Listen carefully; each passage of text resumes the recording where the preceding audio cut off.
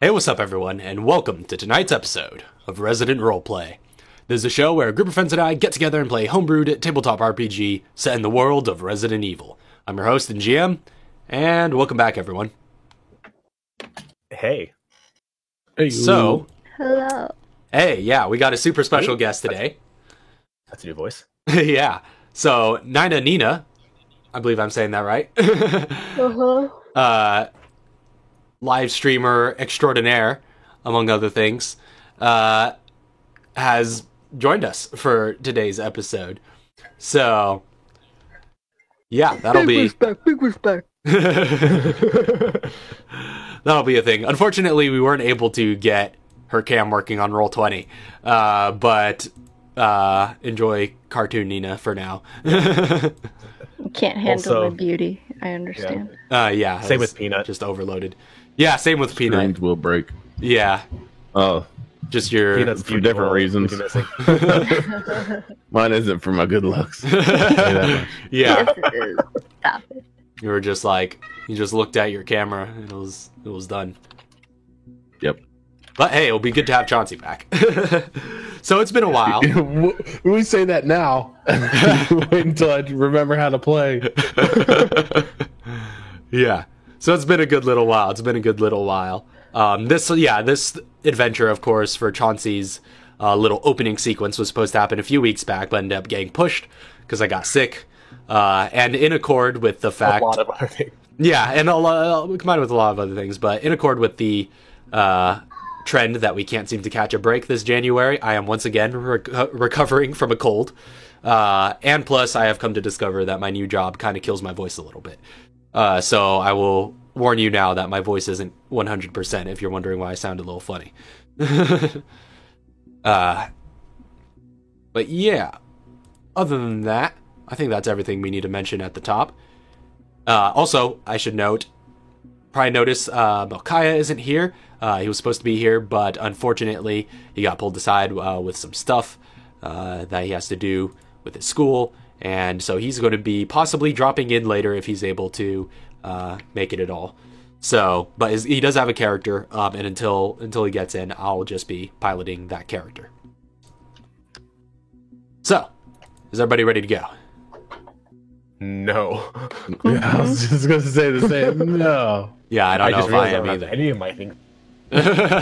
Oh boy, Let me get my character sheet open. starting off strong. All right. It's okay, I don't come until the end anyways. You don't know.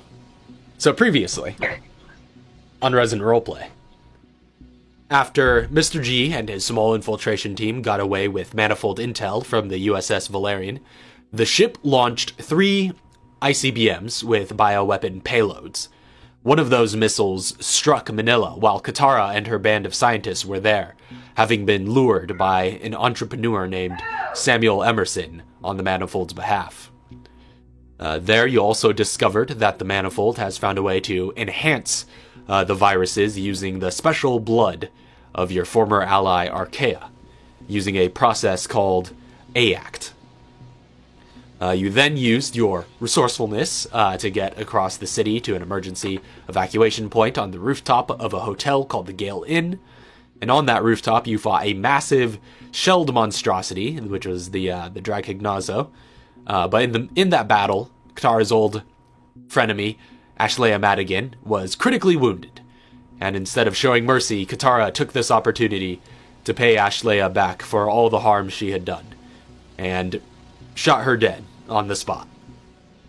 Then, the evac chopper arrived and whisked Katara and Nuria and Kevin back stateside.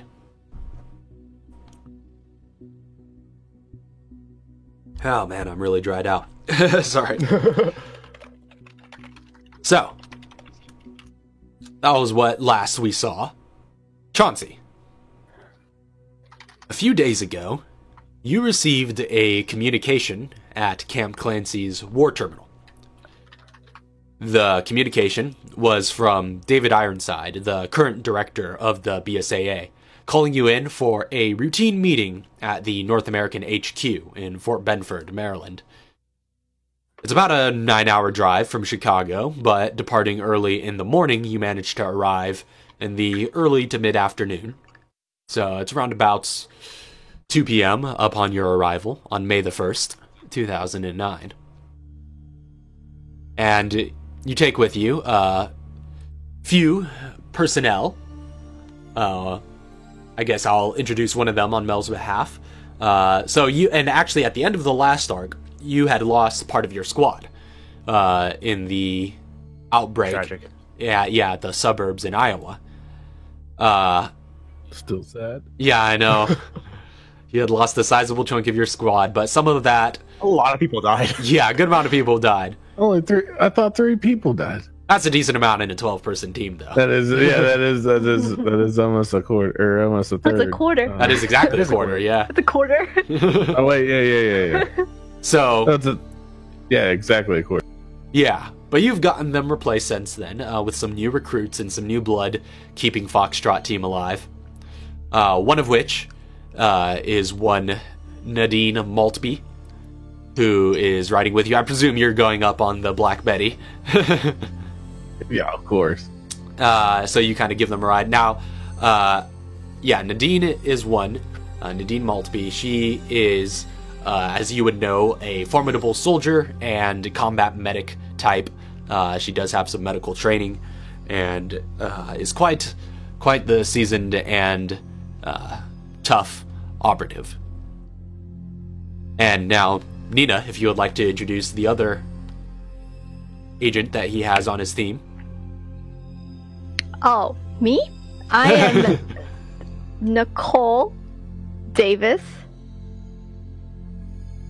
I don't know, what do I say? You can go. Yeah, you can go ahead and describe her. All about your character. Go into the backstory. Let's hear it. You know how to do that, but yeah, go ahead. You and And, your parents. go ahead and give a superficial description. What does he see when he looks at you? I'm Italian. I'm 35. I have blue eyes.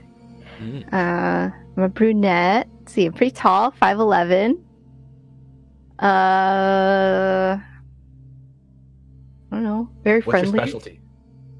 I'm very good looking, Peanut. Just saying. What's my specialty? That's her specialty. Yeah, My beauty. charismatic, she says. I can she is quite charismatic. 3 languages. I'm very Oh, it took a while to guess at that, to be honest. You're gonna say you're good looking, you better be charismatic. That's fair. I don't know. Okay, so that's Nicole. I'm new, right? Yeah, What- you're what are you fairly wearing Yeah. currently? fairly new I'm to his pretty new. squad, but just one of the new I get it, BSA but- recruits that he took under his And wing. I love everyone. God, she's a hippie.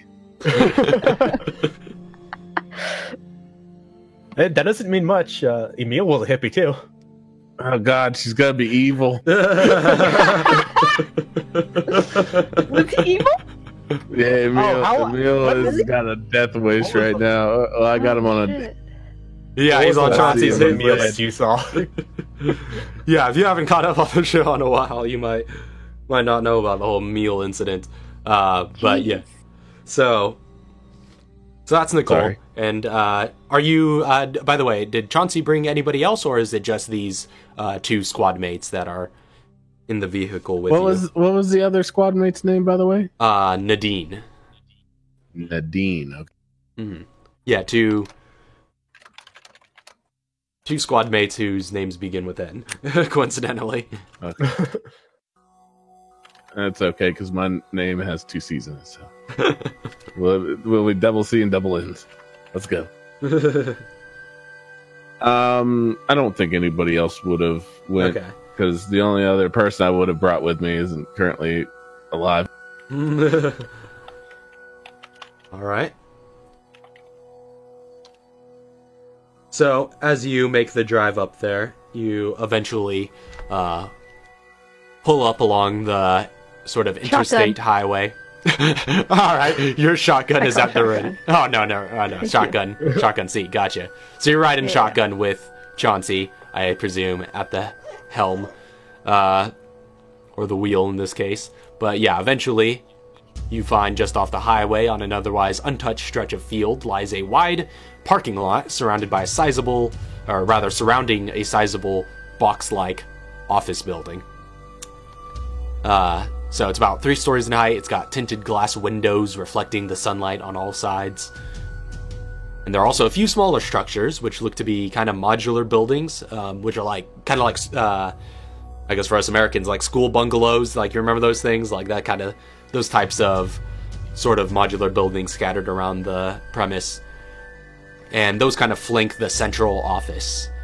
And behind these structures, you see a large hangar, which looks to be a vehicle depot, as well as an open training area cluttered with sandbags and cardboard targets and simple wooden structures for kind of training breaching formations, which you do see a regiment of soldiers training such formations there as you arrive. It looks to be active at the middle portion of the day. But if there's any conversation or anything that you wanted to have as you arrived, now would be the time to have it.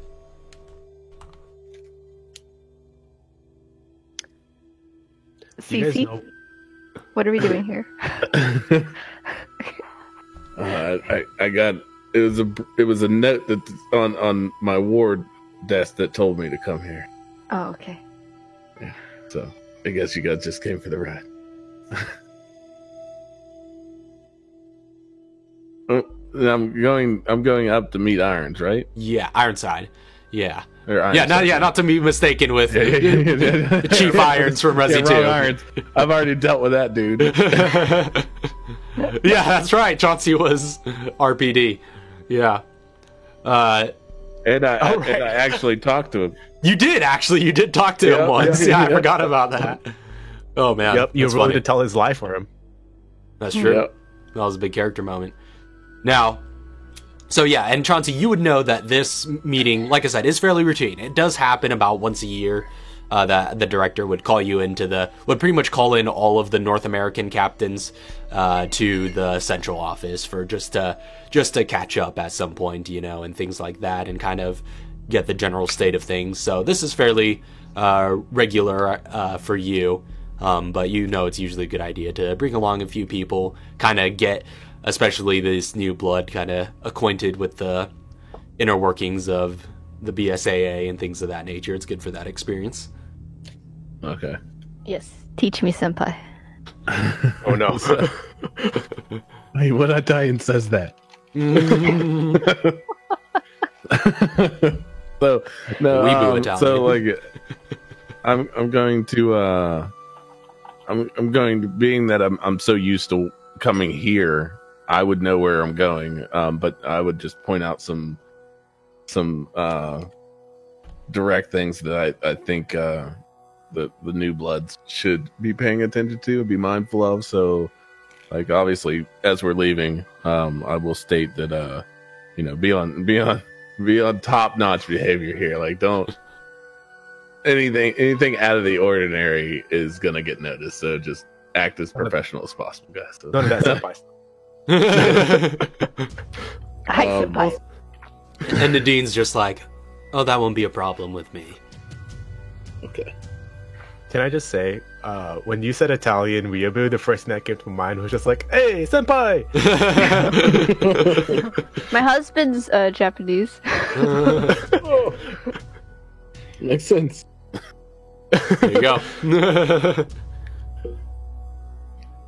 But yeah, so I will head directly to the office Okay. where I need to have the meeting.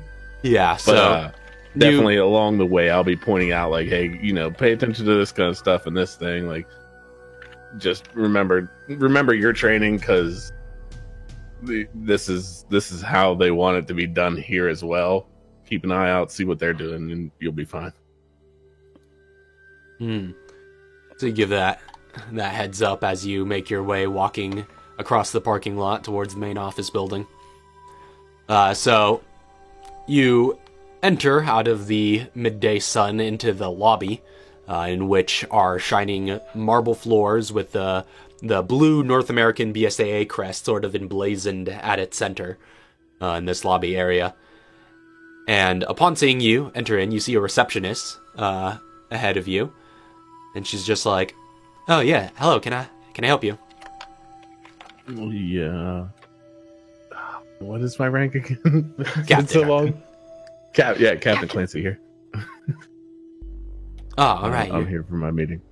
Yes, and she, you see her, like, on a landline phone, kind of go on one of the lines and then speak a few words, and she puts it down. She's like, all right, Director Ironside will be with you shortly.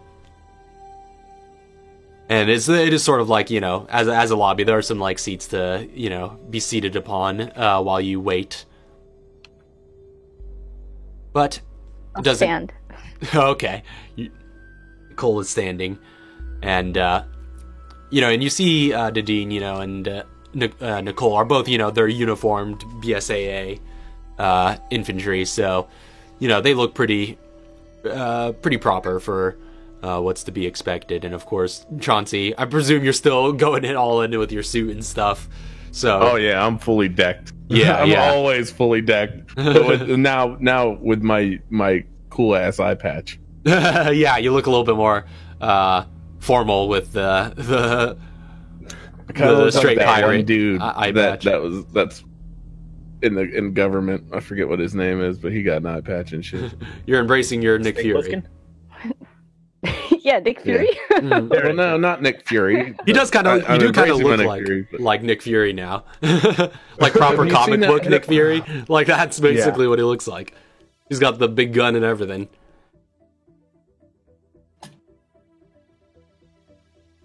But yeah, you aren't kept waiting very long though. It's just a few minutes of silence before you see entering into the lobby a tall man dressed in formal military uniform, sort of slick salt and pepper hair and a firm jawline. He enters in from further into the building through a doorway, and he approaches you, and he's just like, "Oh, Captain Clancy, so you've made it." Yeah, always. Yeah. Mm-hmm. These two are accompanying you? Yep, these are my newest members of my camp. Mm. And Nadine kind of salutes and introduces herself, just like, Nadine Maltby. Foxtrot. I'll salute and introduce myself after. All right.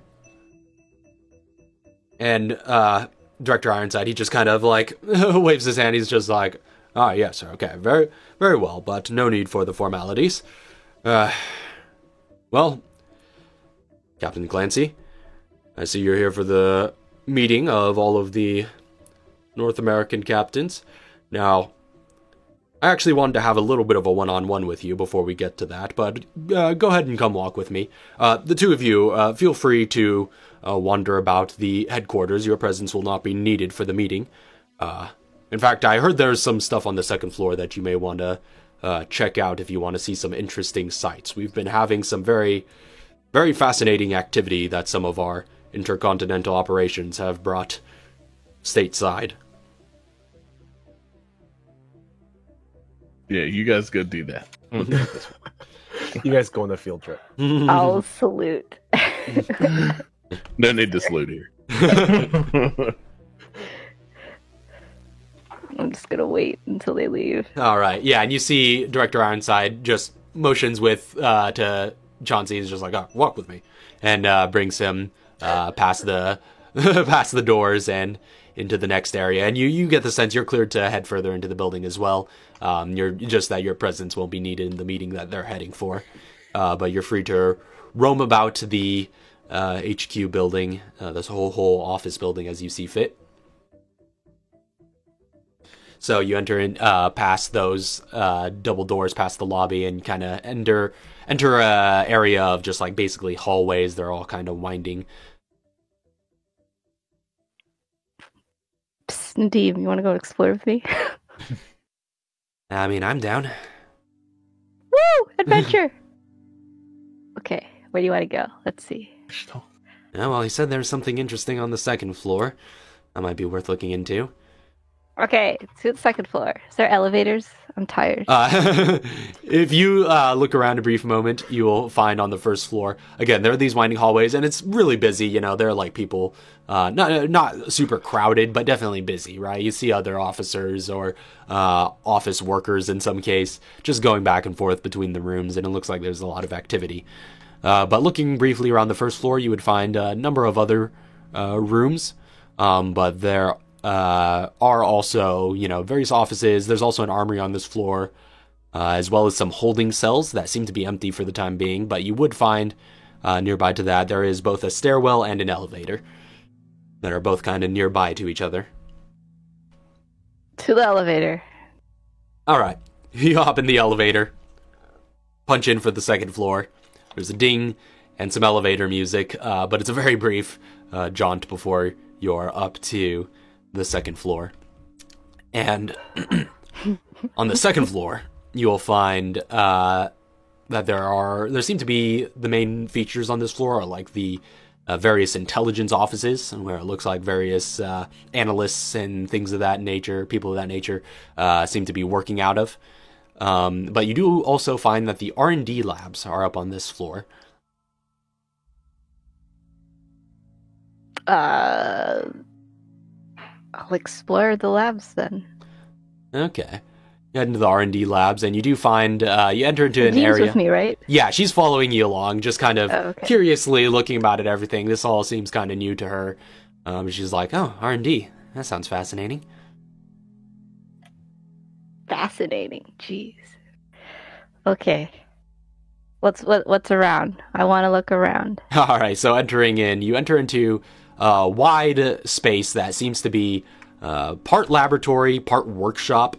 There are lots of tools and gear for both biochemistry as well as engineering scattered about, atop of mix of, workbenches and sort of granite lab tables. But you do see in the corner of this large space, a corner is kind of closed off, but observable through a glass wall. There's like a sort of glass wall cutting off one section of the room from the rest of it. And inside, you see a singular operating table on which a young woman is strapped down and hooked up with various wires and pads and other biometric devices. And there are a pair of scientists in hazmat suits tending to her within. Lauren, if you would like to describe the character on the operating table. So you see this very dark-skinned young woman who at what point in this procedure is she in? Like, is she fully being like operated on? Not like being like dissected or anything like that. At this point, you've basically been here long enough to be kind of friendly with the staff, right? And this is just sort of routine procedure. They're checking up on you. Routine procedure. Yeah, and Okay. yeah. You've been here a good little while at this point. And So I'm not in like one of those like you're not. You're strapped. hospital gowns. You're voluntarily strapped down. Yeah. And well, and you're just in your whatever your casual clothing would be. Okay.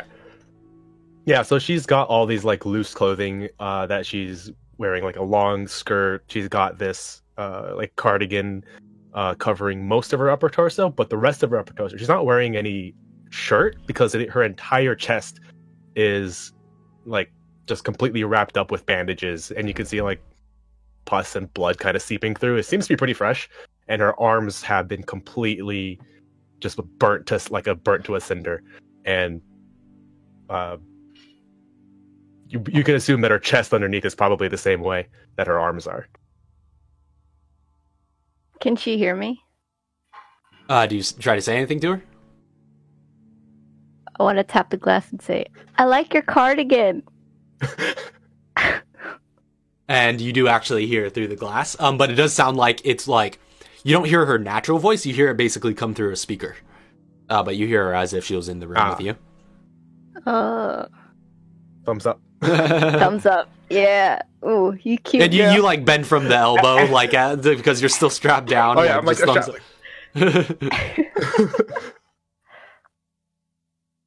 And as she Wait, does that, you can- Who's this that's burnt? I am. Okay. And like as she lifts her arm, you can see like anytime she moves, there's a little bit of like pus kind of coming out of her arm. Oh my god. I want to whisper to Nadim, like, what a poor soul. Let's get out of here. And you're kind of met with before you leave one of the looks to be one of the other engineers who's just sort of hanging around the lab.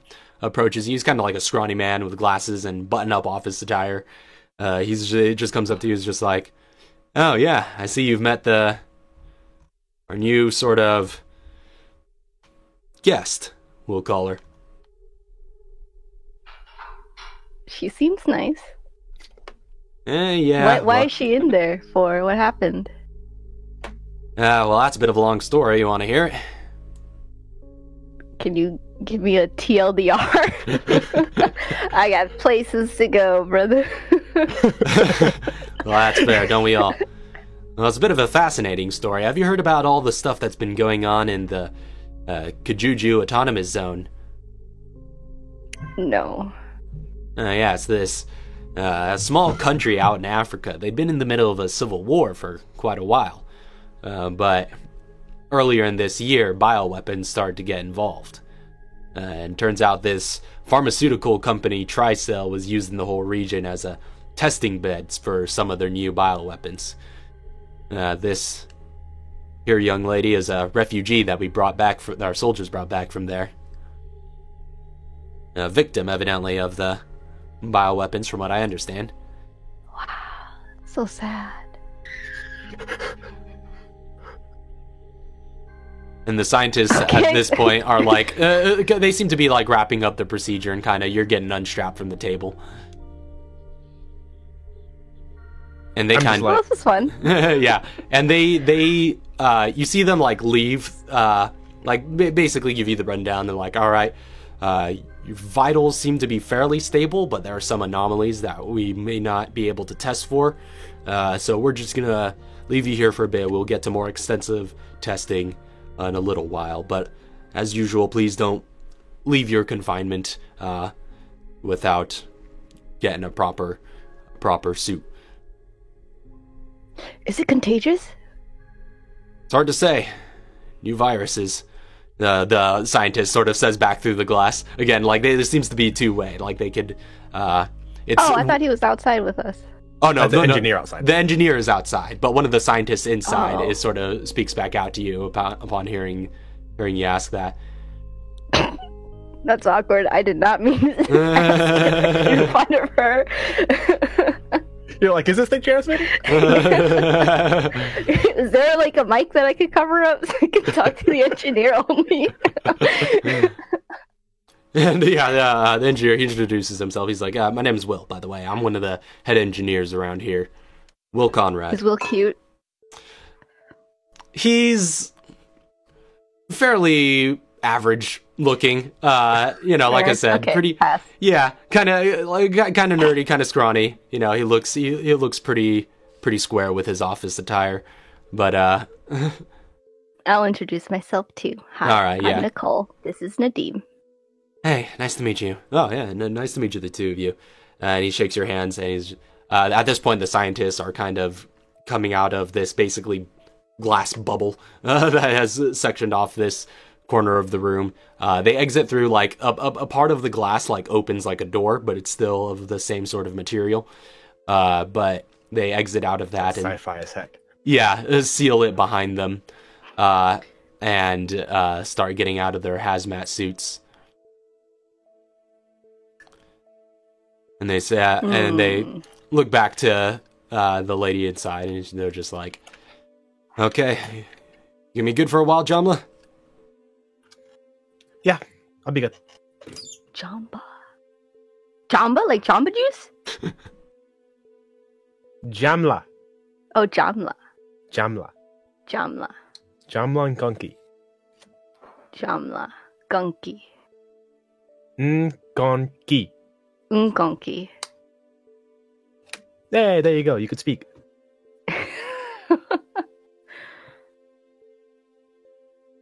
How long have you been in here for? long have I been- Jamla. Jamla. How long have I been in here? Yeah. No more than like a few days. The whole crisis in Kajuju, while it did kind of come to a head when Chris Redfield led the BSAA raids that took down Wesker, the conflict has still been kind of ongoing there. So you're relatively recently evacuated from there after you were discovered by the after BSAA. Yeah. After all the fighting died down. Mm-hmm. But still, there is plenty of bioweapons still roaming free in the region. A few days. Oh. Does it hurt? Like every now and then, it's like stings, but I live with it. It'll kill me. Very true. Big It respect. might kill me. Oh. You're a very strong woman. I leave. she just starts Unless walking there's away. more. Do you want me to more? Am I supposed to talk to Lauren more? As you continue walking out of the sort of general vicinity and heading out of the R&D office or sort of workshop, we're going to cut back to Chauncey, who has been walking around with the director.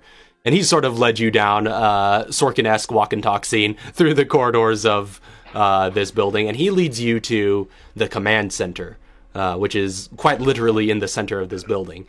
You head into those hallways, and then there's another large chamber, even more inward than that. So the command center is kind of this open bullpen area with computers and desks and large screens hung up on the walls, which display data and global maps of all sorts. An upper balcony sort of circles the upper part of this chamber, which leads to the director's office.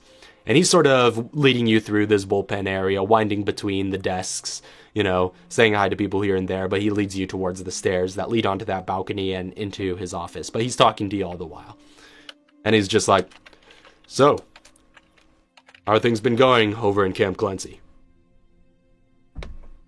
Well, it looks like it's on the up and up now, but it was a shit show not too long ago. Yeah, I thought you were supposed to be professional. I'm talking to my boss, and he knows the shit show in which I'm dealing with. This is Chauncey Professional, by the way. Yeah. Waiting for you guys to leave, even though you're tapping on glasses. You know what I mean?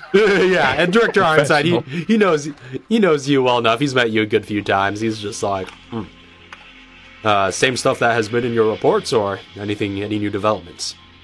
Oh, same stuff as in the reports. And he kind of continues leading you up. You eventually enter into his office, which is kind of more secluded from the rest of the command center, but it does have like a sort of floor-to-ceiling windows along the wall from which you could look out onto the command center and all its activity, but it's certainly much quieter in this office. And so he continues making small talk. He's just like, "Oh, yeah. How are things? How's your sister?" How's my sister? Oh, she's doing good now. Yeah, Well, she's doing good now. good. Well, as you know, I'm sorry, I kind of look off into the air like, yeah, I think she's doing good. Well, as you know, called you here for the annual meeting of the North American SOU captains. But I asked you to come in a little early because I wanted to get some one-on-one. Wanted to sort of ask a little more closely into your particular situation. Of course, Camp Clancy holds very high strategic value for its location right in the American Midwest. But I was more so wondering about you. What do you mean, what about me? Oh, well, it's just that there has been some interesting talk that has been circulating. And I suppose I just wanted to clear the air. Now, of course, you're no stranger to the military and routine, and you send your reports in as expected. But from the way people speak about you, and you can tell a lot about a man by the way he's spoken of, your people under your command seem to have a great deal of respect for you. Yeah, you could say that. Yes, they seem very loyal indeed. But not to the BSAA, per se, but to you, Captain Clancy himself. Well, I know that I'm loyal to the BSAA and that my gods are loyal to the BSAA because of that reason. My people are around me 24/7, and I show them the same respect that they show me. So I don't see why that would be a problem that they're loyal to me is loyal to you, because they're loyal to you as well then. And at this point, he's kind of in his, fancy leather office chair, kind of leaning back into it in his, fancy military uniform, very decorated sort of look. He seems and you would know him to be a very esteemed gentleman. He was well qualified for this director role when he took it on. But he's kind of leaning back in his chair. And there is a seat he kind of motions to. He's like, all right, feel free to have a seat if you would like. I stand. Suit yourself. And he kind of leans back, kind of more casual like. He seems relaxed in his office. And he says, well, I suppose that does quell some of my interests. That was my primary concern, was if your men are loyal to you, where do your loyalties lie? But you say you're loyal to the BSAA, and I think your record has indeed proved that. But where would you think my loyalties would be otherwise? I can't say, but it is hard to say these days. There's a lot of ambiguity in the air. And when, as yet another multi-billion dollar industry or business within the pharmaceutical industry has proven to be a hub for bioterrorists. And we need to be cautious of even organizations like the BSAA. Of course, the BSAA has been infiltrated before. Not to say that I would suspect such a thing of you, but I just had to figure out what your ideals are. And I suppose I haven't had much of a chance to get to know you as a person. What do you want? What are your ambitions, Captain Clancy? If you had free reign, what would you do? Out of character real quick. Isn't this No, that was with FBC, huh? Whenever we were in the first time on TerraSafe. Oh, with Terra Grigia? We were on. Yeah, you were with FBC back then. So that wasn't Ironside that we met with. Who was the dude that we met with? I think you're thinking of Morgan Lansdale, the one that you had that confrontation with.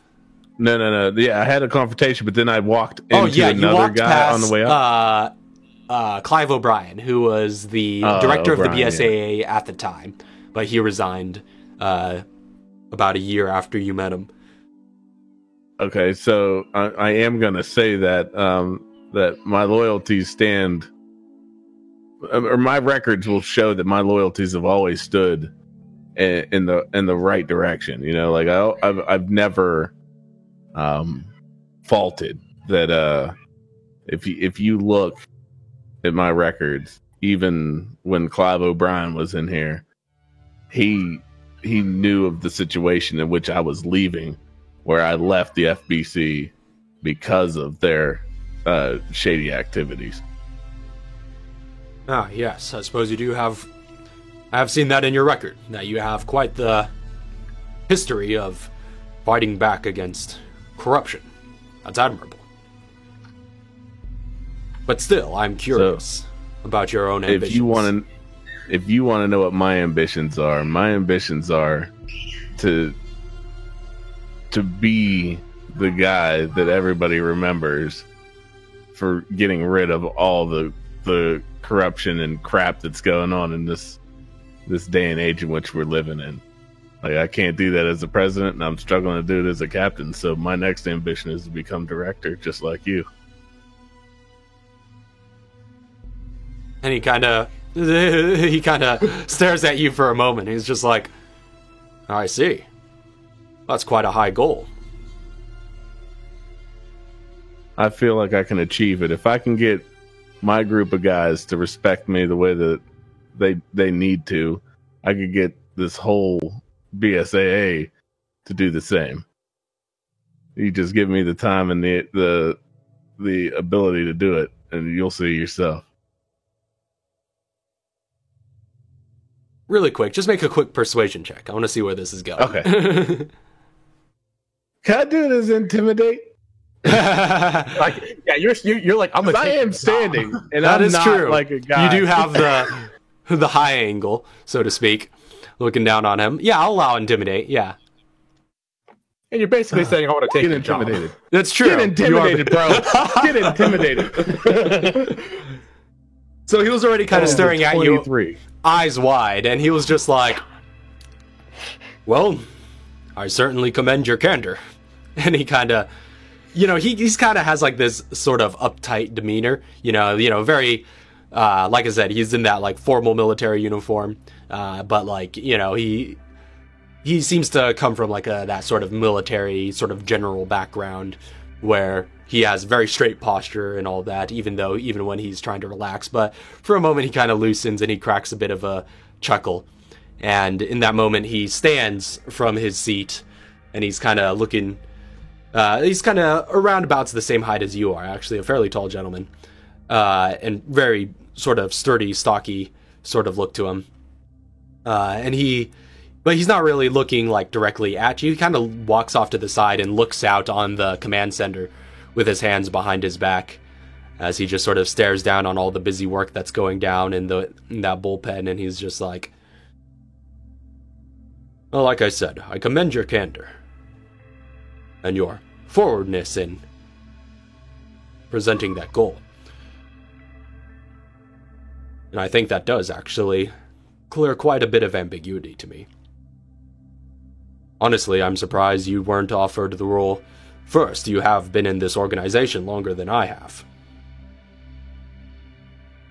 But the politics has worked out that I have inherited the role. Perhaps the higher-ups thought you were too young. But the way I see it, in the world that we're coming into, we need some new vision. Somebody that has seen the ground level a lot more. The last time I was at the ground level, last time my boots were in the dirt, so to speak, bioweapons weren't even a factor. But, and he kind of looks over to you. He's finally, at this point looking away from the glass, and you can see a bit of his reflection in it. He kind of looks back at you and says, I think of all of the SOU captains that have been coming up, Captain Redfield would probably be the most qualified for the role, but he's been offered it several times at this point, and he doesn't seem to desire it. I could definitely see someone like you inheriting it.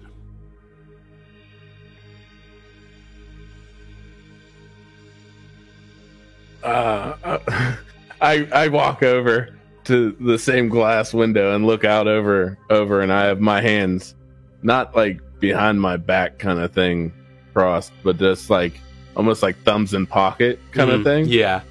Or like almost like holding a belt and just like looking out and going, yeah, I can see it too. He kind of chuckles again. I look at him and I tell him, I said, the only reason that I feel I haven't got this is not because I'm too young. It's because of what I know and how I'm willing to, and what I'm willing to do to achieve the goals that I need to achieve. And then I just turn and start to walk back out, like towards the door. And he kind of shakes his head. He's like, you're certainly a bit of a character. And you hear, before you leave, you do hear a ringing on his landline in his office. And he kind of just like pushes the line and you hear it come out over speakers. And he's just like, yes, Director Ironside. And a voice that, as you kind of open the office door, you hear echoing out in this bullpen area. And it seems one of the communications officers down there is kind of phoning him, just being like, yeah, we have a bit of a situation. We've got a unscheduled supply helicopter trying to land at the camp. I mean, they got good credentials, but we're not seeing them on the manifest. And he's just sort of like, all right, well, I think this meeting is about concluded. Let me come down there. And he sort of pushes the button on the landline and follows you out as you head back around that balcony and down into the ground level of the of that actually, bullpen area. before I head to the ground level, can I follow him? Can I follow him to where he's going to see what's going on with this subplot? Yeah, I am. He doesn't seem going to.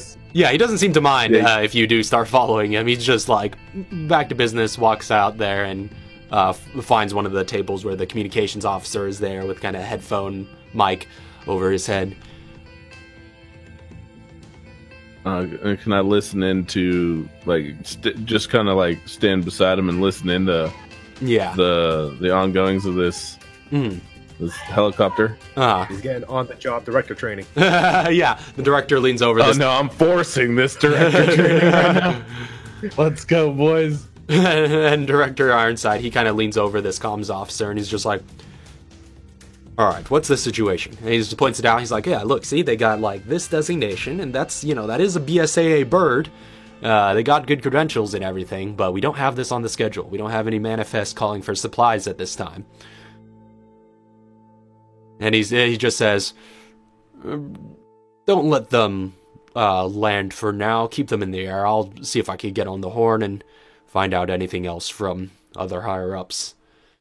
And at this point, you would find that all of a sudden, you hear a bunch of ringing within this room. As in the ringing of cell phones. First, Director Ironside's phone goes off, and then a number of other important-looking people in the room. And maybe even yours, Chauncey, at this point. Mine's on vibrate. Yeah, now at this point yours starts vibrating. But you do hear a lot of ringing, and you do see some of these maps that are kind of up on the on some of these monitors just start lighting up and just going crazy with activity.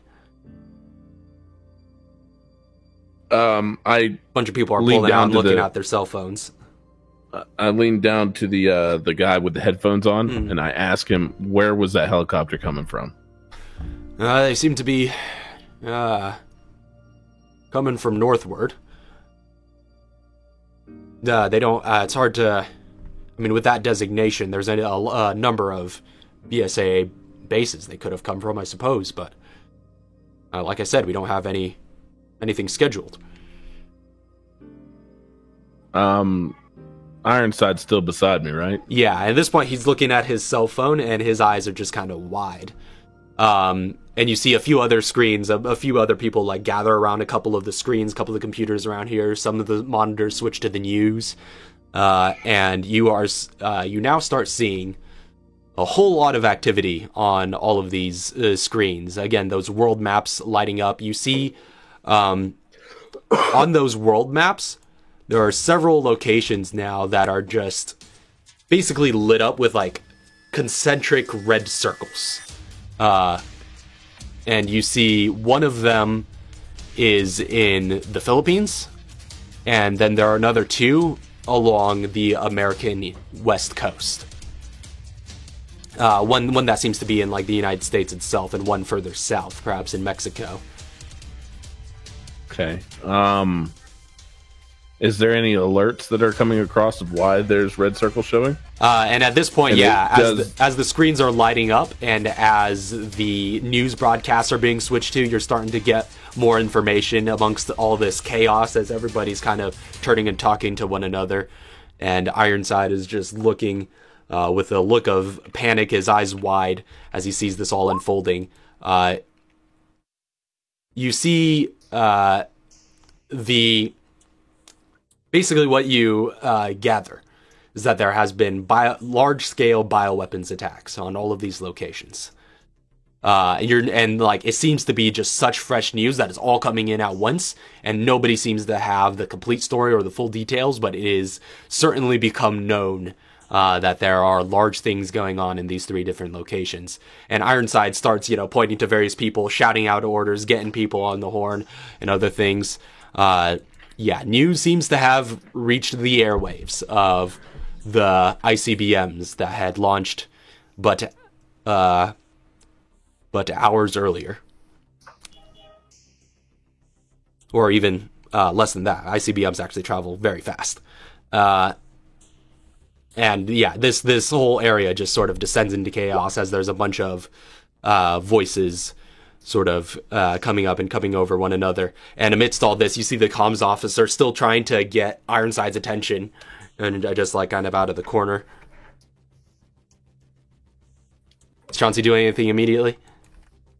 I'm going to grab my phone, and it's going to show me just the alerts, right? Basically, yeah. You're just blowing up with notifications from all of your important contacts, and basically all your information pipelines. People, I guess, in authority that are sending out the alerts of what information we have so far.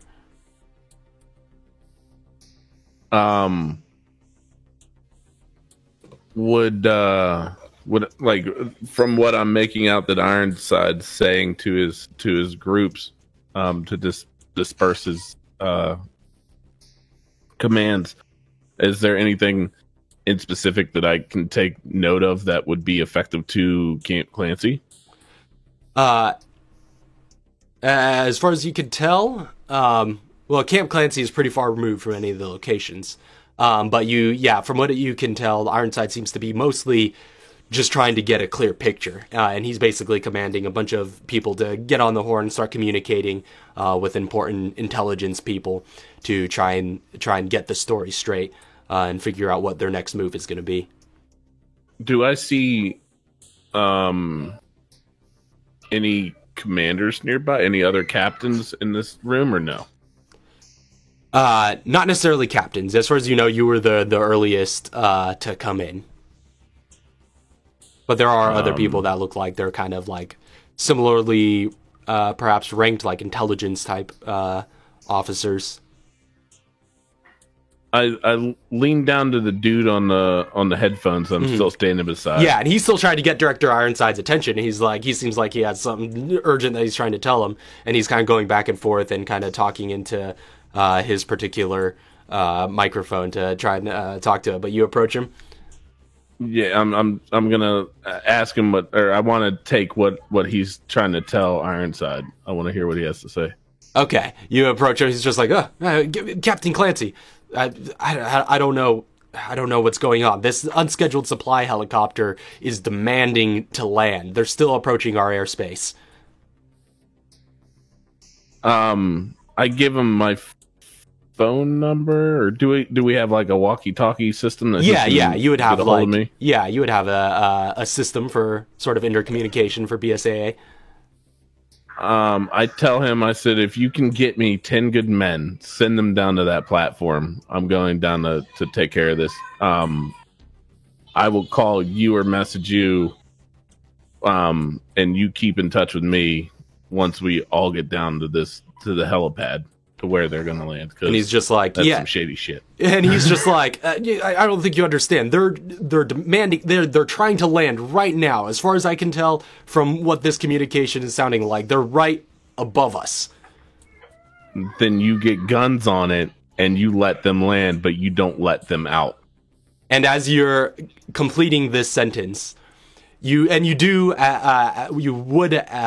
close to this point have heard like a sort of loud soaring engine outside of the building, but it doesn't sound like a helicopter.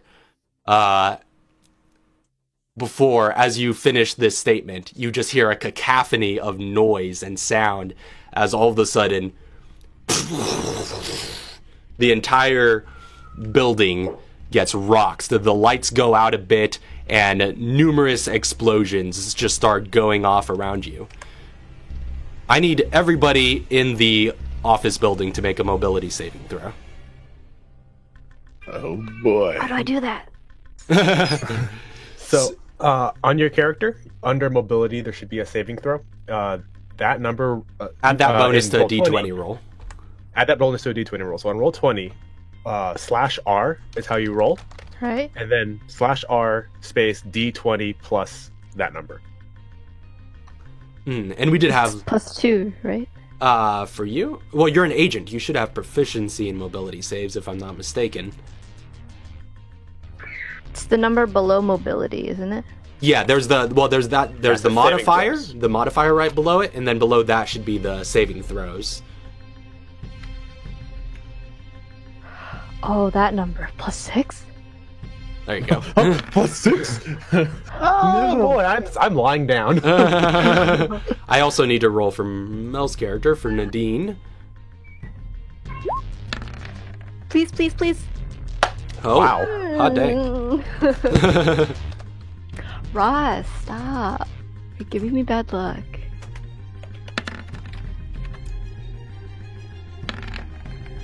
No. Oh, not All right. that. What is happening? Oh no. I wasn't 2 ready. 1s and a 17-19. Nope. All right. So, hold on real quick. Okay. I'm already prone. So, Jamla and Chauncey fail. Everybody else succeeds.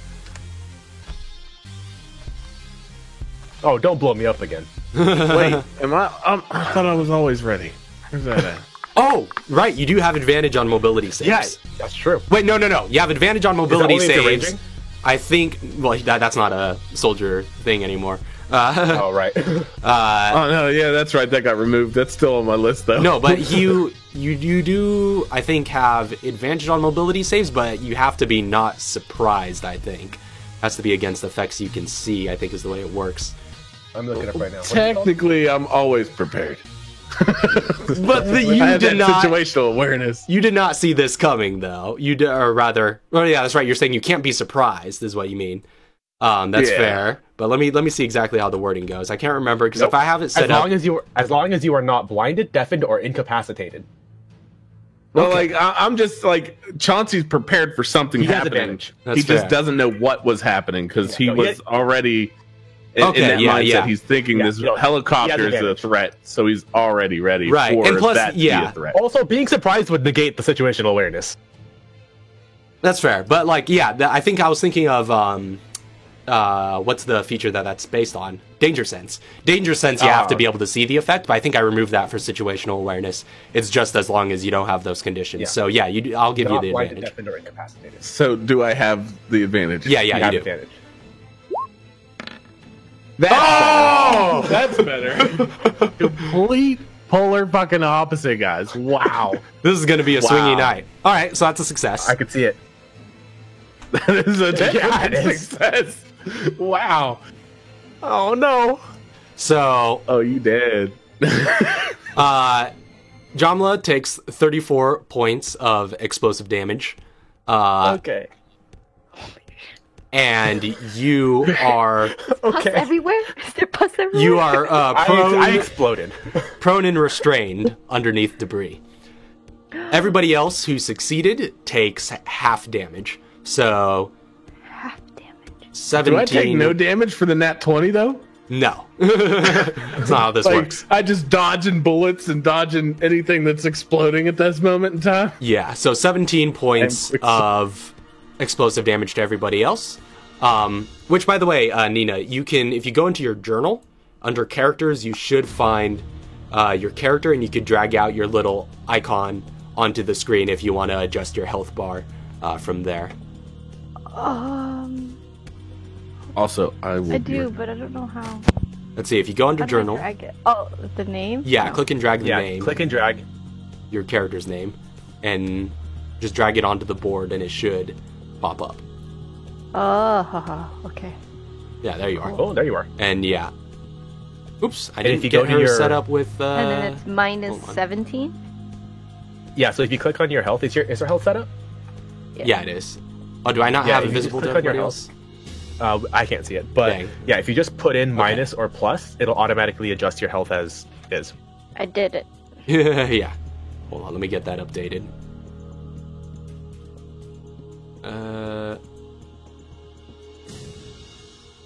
Okay, now let me set that to your default token with all the settings adjusted. All the Now you should be adjustments. proper. Okay. So, wait, actually, Did you take the nimble fighting style?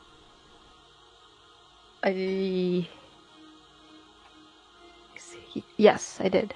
So you take 0 points of damage. Oh, she's quick. Yeah, because you have evasion, don't you? Evasion. Yes, I do. Okay, Mobility yeah, save that for means- half damage. Yeah, that means whenever you make a mobility save to have damage from an effect, you take half damage when you fail and no damage when you succeed. Whereas everybody else takes full damage when they fail and half damage when they succeed. Okay. So you didn't take any better. damage. So yeah, in this R&D laboratory, as everything starts blowing up and the ceiling begins caving in, The wall falls on me. yeah, the wall just caves in and collapses over Jamla as the sort of plexiglass encasing just shatters as the floor and ceiling that it's attached to sort of cave and crack in various ways. But Nicole, on the other hand, is fast, and she definitely moves out of the way of all the various falling pieces around her. But everything goes dark for a moment. And in the aftermath, as everyone's ears are ringing, there is a sort of moment of just quiet. But as everyone's hearing begins to restore and your vision begins to clear, you come to realize that this base is in ruin. The structure still stands. All of you on the second floor are still on the second floor. But your vision clears to see a shell of what was before. The workshop tools and lab equipment are strewn out among various steel and glass debris. And what remains of the lights just sort of flicker in this darkened indoor space.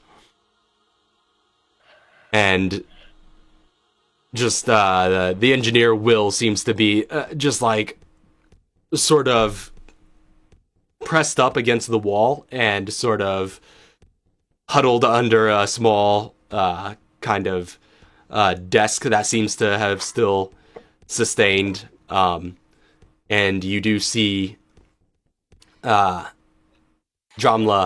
and What's left of Jamla? yeah, and Nadine both still around. Yeah, Nadine actually, yeah, she succeeded as well. Let me drag her out so I can handle her health. Does she have nimble too? No. I wanted to be the only one who just completely got squished. So she took the Everyone 17 else as is well.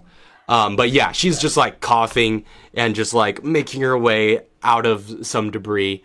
Jamla is completely stuck beneath some debris on her side of the room, but you see all of the glass sort of cage that she was in has been like basically completely shattered, and she's accessible now. I want to ask Nadim if she's okay. Nadim, are you okay? Nadim, are you there? Yeah, I'm making do. Okay. Will? Yeah, I'm here. What just happened? I don't know. Where's Jamla? Wait. Anybody hear that ringing? Is she contagious? Are you saying something? I want to like clap next to his ear. Hey, can you hear me? Oi. Yeah. Okay, I think I could hear a little better now. Yeah. And he starts like crawling out from his little space. He's like, From under a partial wall, you can see just like this burnt arm waving, and you just hear this voice, just like the ringing is just from the explosion. It goes away after a few minutes. She's got experience. It's so sad. How did her arms get burned? Will, are we okay? Like, I think I'll be alright. You're at this point. Actually, make perception checks. Everybody in this room, Jamla and Nicole can make perception checks. That is under wisdom. Yeah, it should be a skill under wisdom. So the D20 process. and add Yeah. add your perception bonus. Whoa, she's pretty perceptive. I am. I'm perceptive for being under this wall. This slab. Well, I can hear. Actually, no, I can't hear very well either. You're very aware that there's a wall on you. You are very aware of that, but you are actually the first to notice that you do hear some footsteps of people coming up the hall. And you do see some you do see some like flashlights of just like, you know, there seems to be people searching, and you hear people shouting, it's like, all right, I think there are people this way. Do they sound nice? Hard to tell. They sound like soldiers, but you're in a building full of soldiers. That's true. You hear Will calling out. She's like, hey, we're in here. I want to help Jamla out. Okay, so you start I- making your way over I need here. help. Actually, wait, I don't need help. I'm gonna try to get out of. I'm trying to lift this thing off me. Make a strength check. I have gloves on, right? Do you have gloves on? It's up to you. I'm gonna say yes. That's a 13. Wait, do you have advantage? I have advantage on all strength checks Since when? since I've got a formula. Oh, snap, son. So, you start lifting, and you're just like, "Urgh," give it your best heave, but unfortunately, it's not quite enough to get this heavy piece of concrete debris off of you. I still have a -1. I Yeah. just have advantage. So, as this is going on, you see like the door that led into this room originally is basically just kind of blown open amidst all of the chaos, and you do see those flashlights again, like flashing down the hallway, and those footsteps and voices seem to draw closer, and eventually you do see what looks to be a squad of about 4 men, armored, enter the room with AKs, flashing those lights around.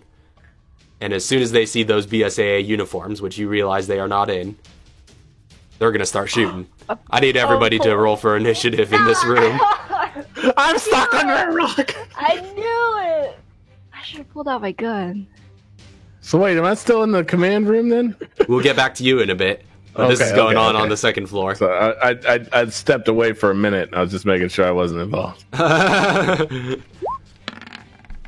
I'm rolling very good today that's not bad.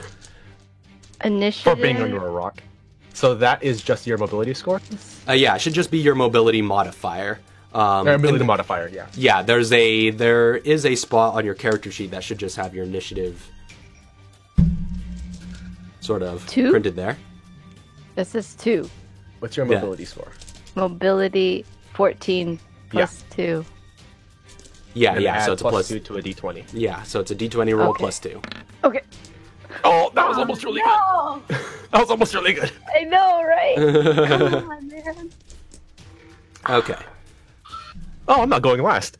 I'm actually super dry. I'll say somebody go ahead and roll a D20 for the bad guys. I'll let one of you guys roll for initiative while I refill my drink really quick. What's their bonus, or just roll 20? Just roll the 20 on their bonus.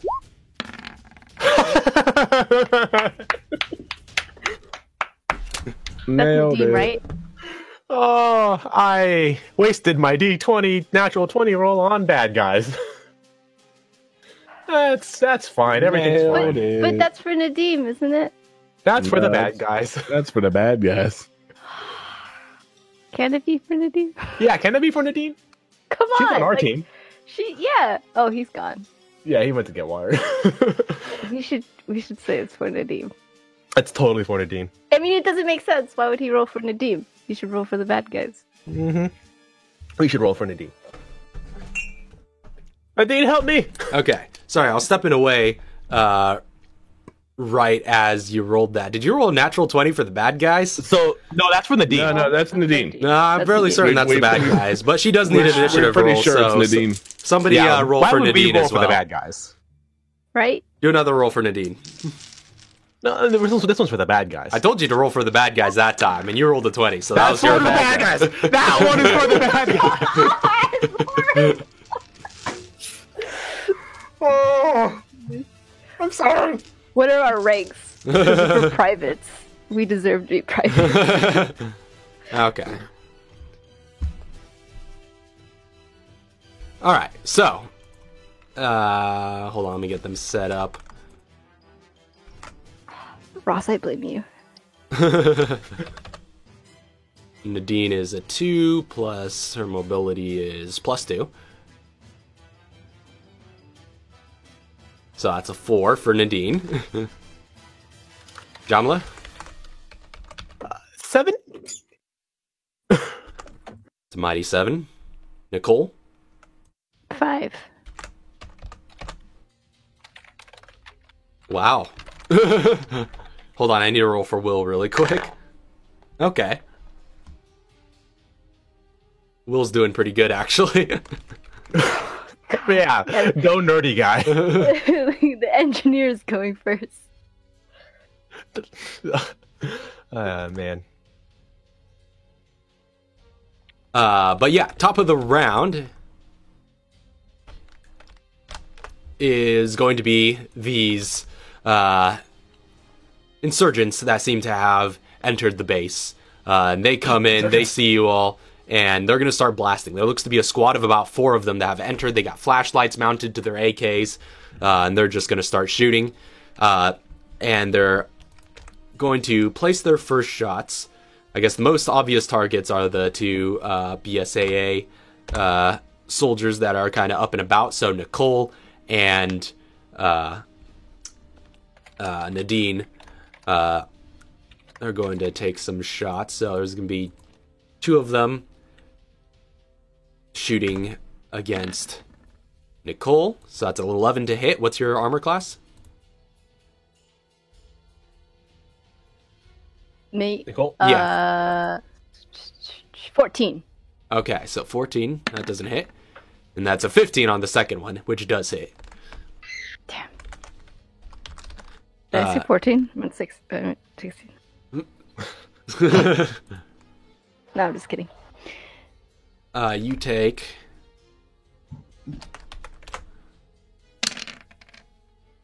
14 points of piercing damage.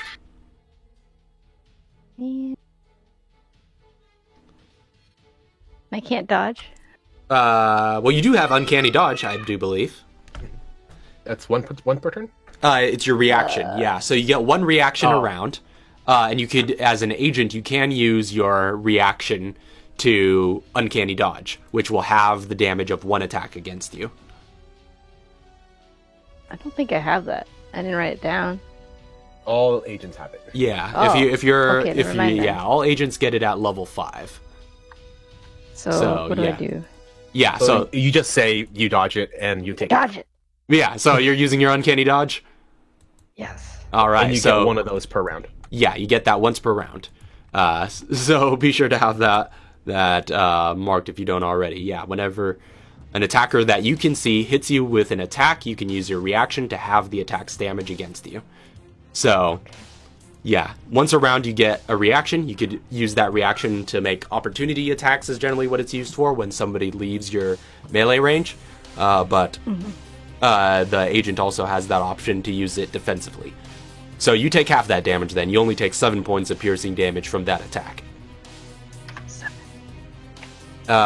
And then the other 2 shots are going to go against Nadine. Which I don't believe either of those hit. No, yeah. Oh, no, yeah. She's got a decent armor class. Yeah. And yeah, she's actually like wearing this standard issue sort of BSAA Kevlar vest type of situation. And the armor seems to mostly graze past her, or rather the bullets seem to mostly graze past her and impact against the various pieces of debris around the room. So that's going to be the end of their turn. Will's up next. And he's just sort of still coming out of his crawl space. He's like, ah! And he seems surprised to be coming under fire here. And is not crazy about this whole situation. No, yeah, but you see him get up, and he sort of starts just like clawing through some of the workshop and just like looking for something of use, and he finds an object, which he kind of is the device that he seems to hold in his hand. He's like, okay, this will do. He clicks a button on it and throws it out into the middle of the room, between you and the hostiles on the other side, and it just bursts into just like this thick sort of smoke that seems to obscure, and the soldiers on the other side are now like looking around at it, and they're like, you see their fire start to seize as this obscures the room, and now there's a thick cloud of smoke between you and the enemies, and you can't see them and they can't see you. And unless you have like some other kind of sight. Yeah. And he's going to go ahead and keep his head down. And that's the end of his turn. But Jamla, you're up next. So he cast a smoke screen? Mm-hmm.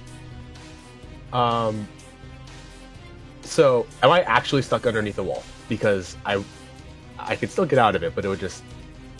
You are prone and restrained while you're stuck beneath this debris. So I have a question then. What can I not do while restrained? Well, let me see. I forgot to get out my little cheat sheet. I gotta... Yeah. Only been doing this for so long. Well, let's see. With restrained, you are... your speed is 0. Can't move. You can't move, yeah. And attacks against you have advantage. And your attacks have disadvantage. And you have disadvantage on mobility saves. Okay, but no restrictions on actions I can do. No. Okay, so I am... You see her arm, like, waving out, like, behind this like, slab of concrete, and as soon as the gunshots start going off, it's like the waving stops, and she goes, uh-oh. And her hand melts. And... Excuse me? I guess actually you can't see this. But I'm going to spend 2 sense infecteds to teleport. Okay. So how does this look? Did you say teleport? I can teleport. So if you could see it. No, well, they can see. They can see you pretty clearly. That's perfectly fine. I could see them too, but I'm just under a rock. Well, you're just kind of like you're partially crushed by this rock, but they could see like your person. Okay, so her arm melts and the rest of her body just kind of dissolves into this like black ichor and writhing mass of tentacles that slither out from under the rock. And how far are they from me? Across the room, and it's a pretty sizable chamber. It's they're about maybe 60 feet away. 30 feet in their direction. I'm just gonna, and this like writhing mass of tentacles gets to 30 feet before I reconstitute myself. Clothing comes along with me, and I reform. That's what you guys see. Oh my god! It's not contagious. I'm squealing. It's kind of nasty. She just turns into these tentacles and just worms across the floor, and then reconstitutes herself in this humanoid form right around the area where the smoke screen is at. I'm going to use 40 feet to move in their direction, the direction of the gunfire. Oh, right. You still have more movement after the teleport. So yeah, that's a walking. This is my walk speed. I'm going to use. Okay, so you see her reconstitute herself on this side of the smoke screen, wave to you as she assures that it's not contagious, and then just disappears into the smoke cloud. Oh, like as she runs headfirst into the gunfire. Before she actually starts running, there's like gunfire going past her and everything. But like she like waves at you, and she like pulls her arms out like this, and they just explode into these tentacles. And when they come back together, and she has these 2 blades in her hands, and she just full like Naruto runs through into the into the smoke screen right at them. Sick. All right, so My you jaw drops. you run through the smoke screen. You're running blind for a second, but you follow the sound, and you eventually come through to the other side and are in melee with these soldiers. I'm gonna start slashing. All right, you got about 2 of them in your melee reach because they've kind of spread out a bit. I'm going to attack 2 of them. I have 2 attacks. Are these going to be against different targets or against the same one? Against this is let's just focus one down. I'm going to go against one target. All right.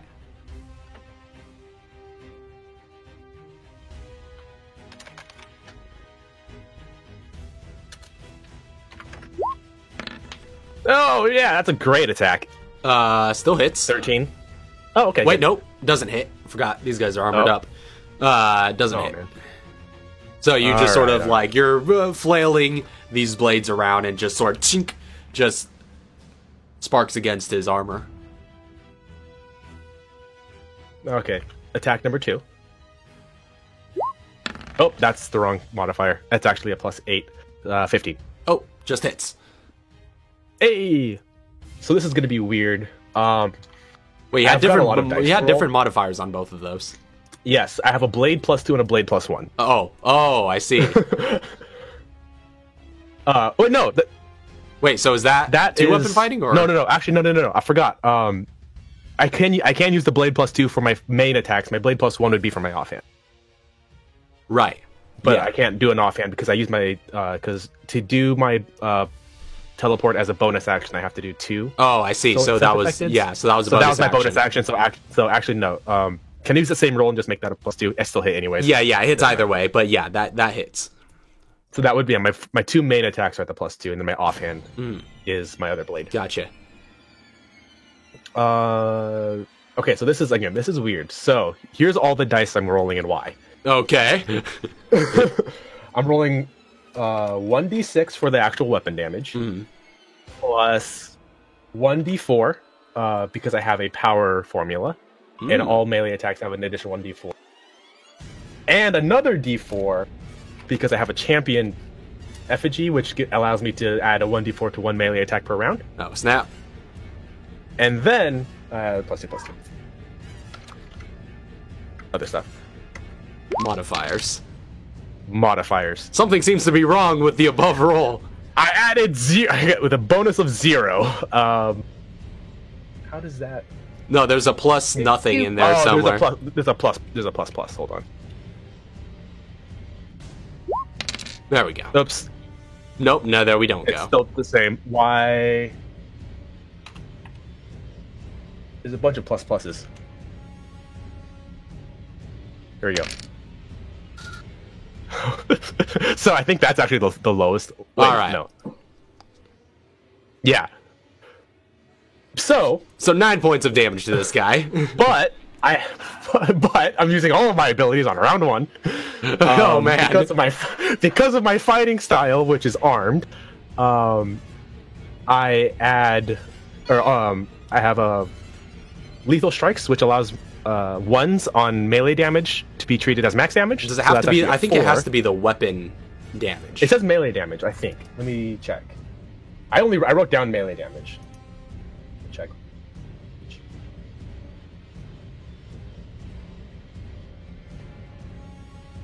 It says damage die on a melee weapon attack.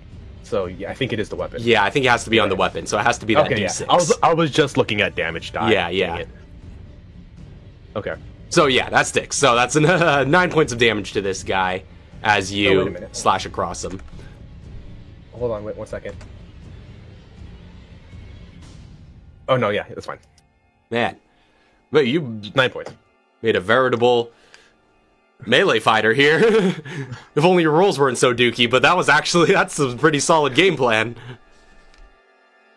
All right. All right, so and that is that is all your I can turn. do. You have And- exhausted and I'm- the action economy. and I am fully just in the middle of all of them, slashing and dashing. I've turned into a tentacle whirlwind. Yeah. But the rest of you can't see this because there's a thick smoke screen in front of you. Next up is Nicole. What are you doing? You just see her run into the smoke, and you hear ah! Is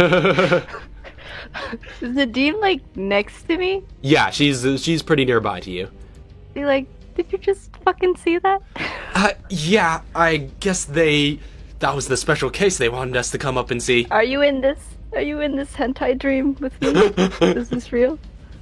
Oh my god. Okay. What do we do? So you currently don't have Well- any line of sight on any of the hostiles. Yeah.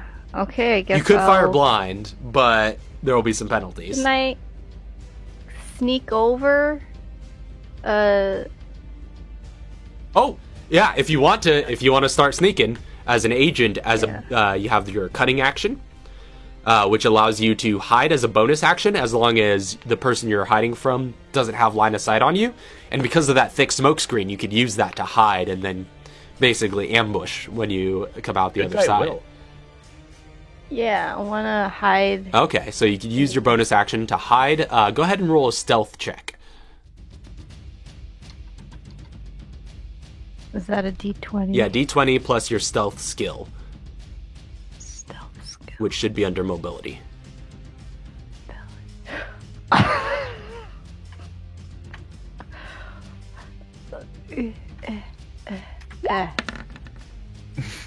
Whoa! 19. High stealth.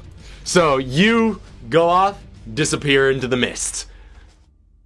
Like a whisper in the Okay. wind. Okay.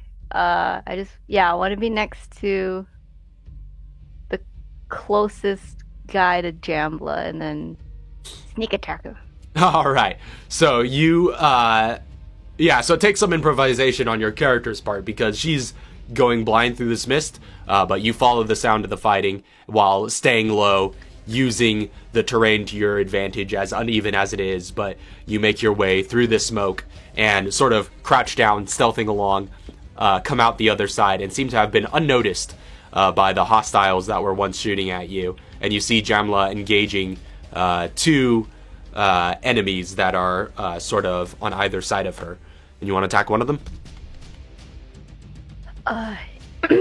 Yeah, the one that's already been damaged. Okay, so you'll hit the one that's already taken some damage. Go ahead and make an Instead of attack. 4, right? Yeah, there are 4 in total that are kind of lined up across. So go ahead and make an attack roll with advantage since you're hiding. Okay. Is that D? Yeah, D20 plus the attack bonus of the particular weapon that you have. Which is my combat knife. Oh, okay, so you're So- getting up into melee range. Yeah.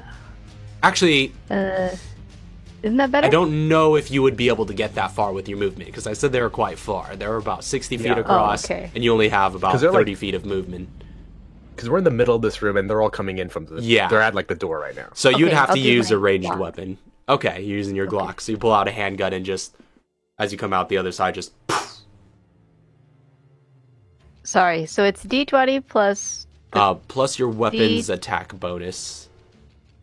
my weapon's attack bonus. So that's Yeah, so 3. that's your proficiency plus. Yeah, your mobility. proficiency bonus plus your mobility modifier, plus any bonuses the weapon might have. But it's at least your proficiency plus mobility. It should be written actually on the item slot if you hadn't already. Is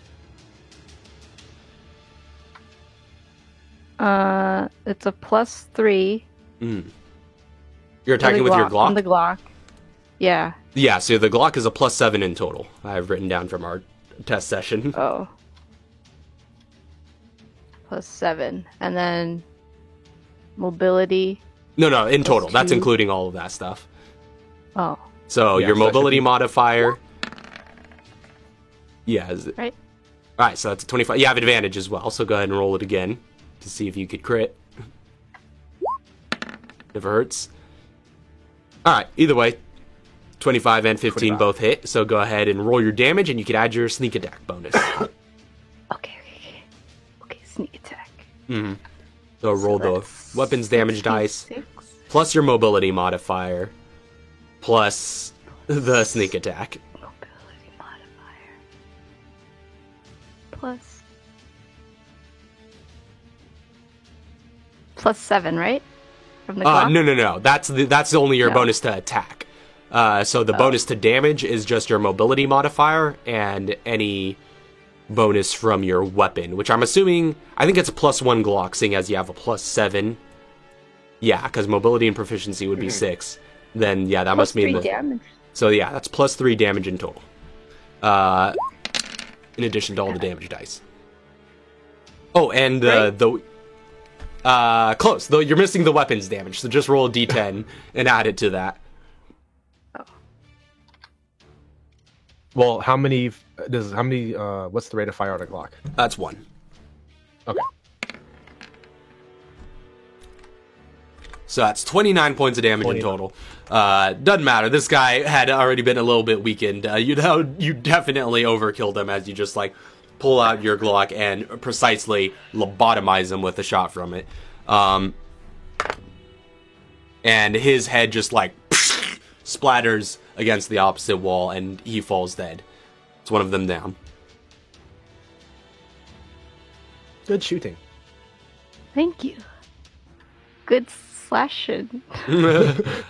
All right. But you have been revealed. And is that going to be the end of Nicole's turn?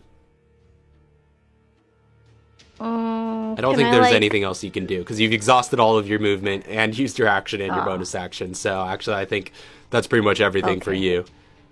But if you have any anything you want to say or anything like that, would be free actions.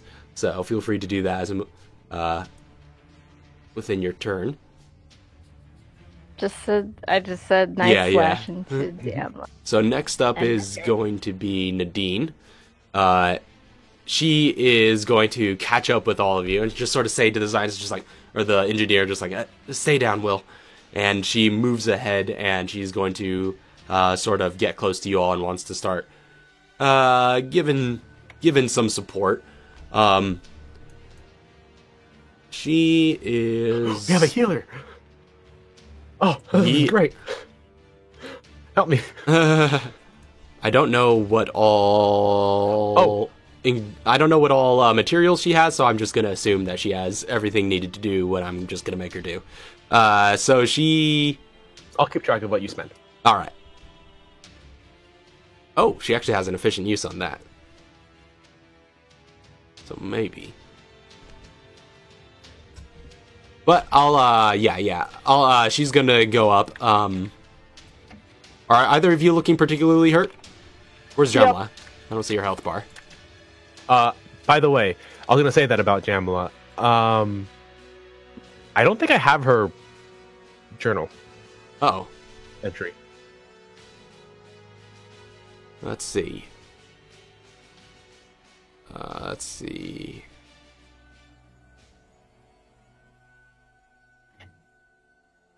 Actually, I don't know if I made one. Shoot. Uh-oh. Hold on, let me do that really quick. This is what happens when I don't have any prep time. Yeah. Between last week and this one.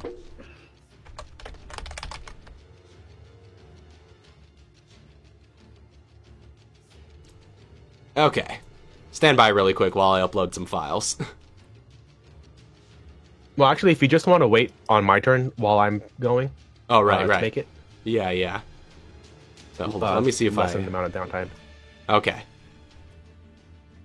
Yeah, so, but are either of you looking hurt? I took full damage on the explosion. Oh, okay. She can't reach you, though. No hypogun? She does have a hypogun, but I don't know if she could load anything into it. I think I'm okay. Now she has medical injection. Took no damage. I got a bruise, man. Mm-hmm. That hurts a lot. Yeah, actually, I'll say...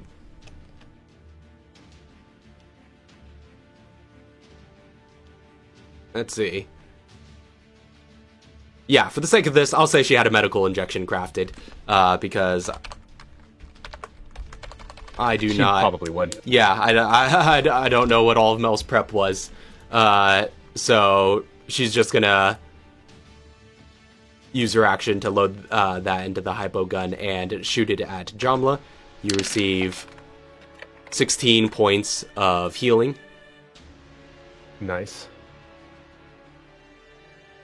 and that's going to be her turn. So back up to the top of the round is back to the soldiers that you're engaged with. The one that Jamla had made an attack against is going to go ahead and continue making an attack against you, and you see him, he kind of just like pulls out this stun rod and swings it at you. Nope.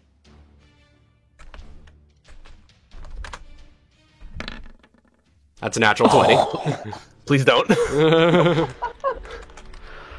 You take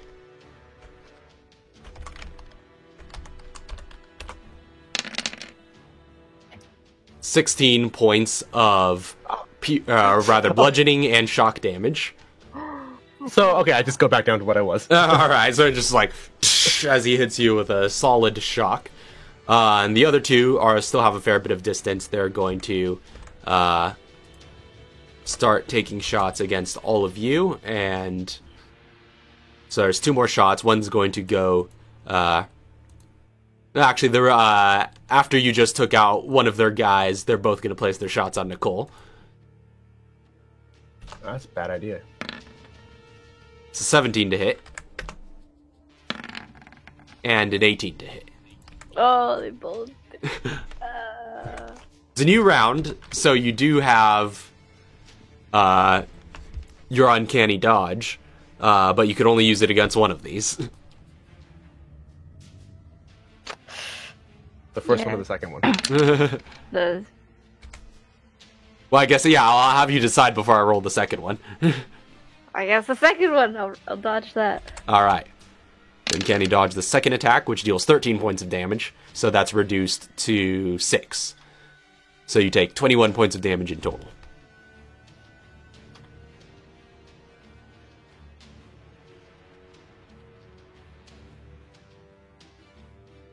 It is also worth noting that Nadine had some quite a bit of downtime in this R&D area, and he noted that she would be scavenging a fair bit. So she probably scavenged enough materials to make that medical injection. Mm-hmm. Okay, and that's going to be the end of their turn. Next up, Will he hears all that gunfire on the other side of the smoke, and being a non-combatant, he is going to cower. Well, is that an action to grovel? Actually, let me make a wisdom save for him to see if he really does cower or if he decides to take out. No, he's cowering for sure. He's cowering back there. And that is going to be his turn. But Jamla, you're up next. The guy who stun rodded me. Yeah. Crit.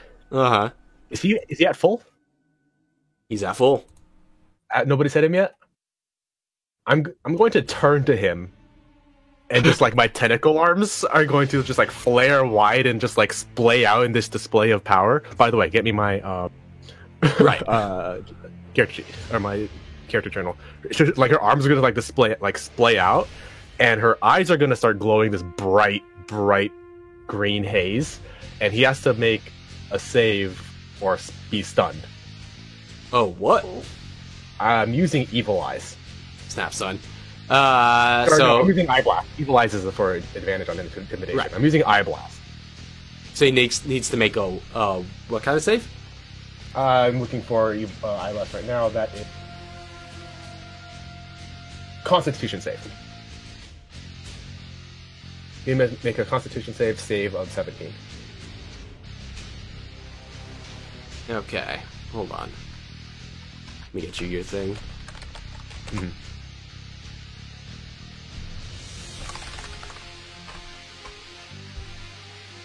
That musical cue was perfect when you started doing that.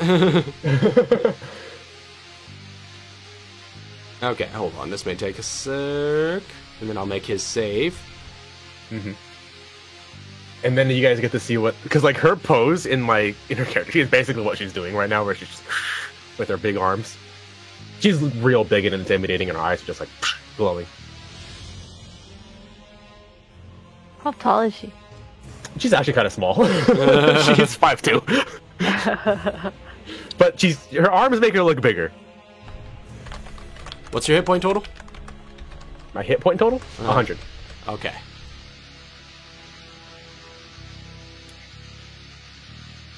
Okay.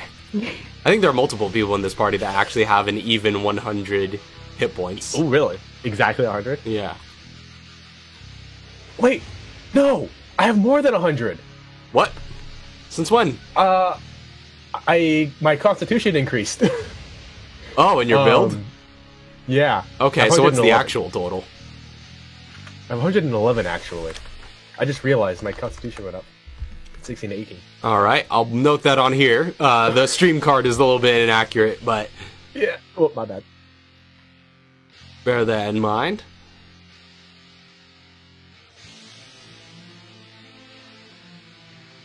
I'll be sure to have it changed for when you come back next week. Yeah.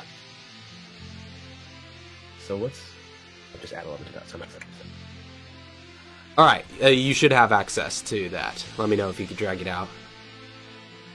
Bam! I don't think the stream can see it, though.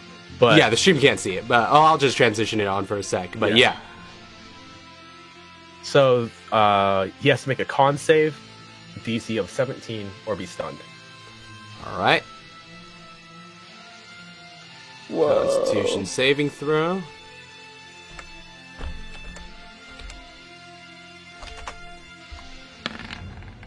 No. Okay, that fails. So he is stunned. He is stunned. And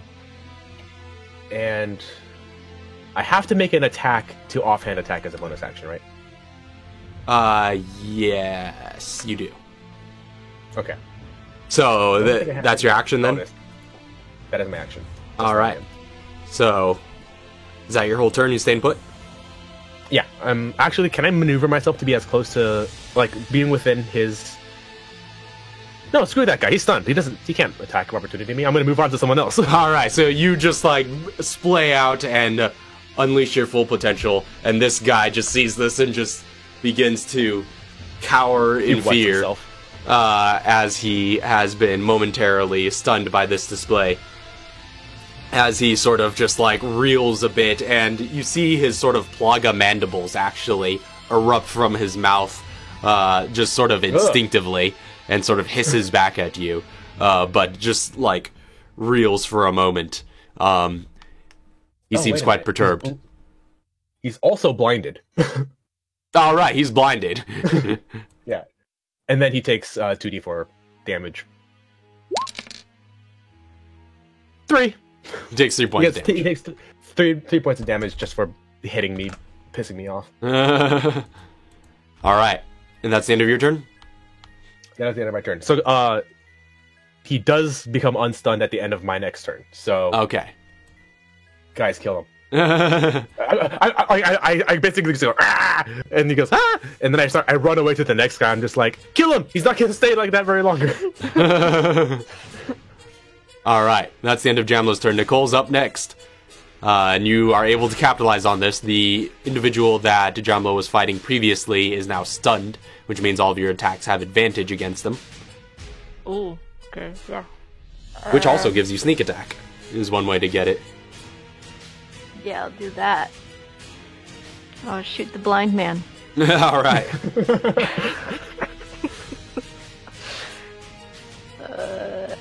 See, slash. Alright. D20. Wait, I already did this, didn't I? Yeah, if you've already rolled, that you can also press up in the...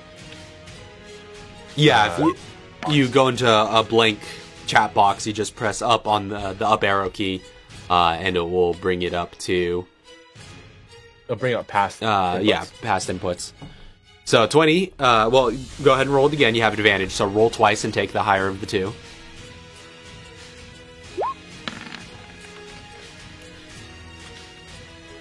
Alright, 20 still hits. 20. Go ahead and roll your damage with sneak attack.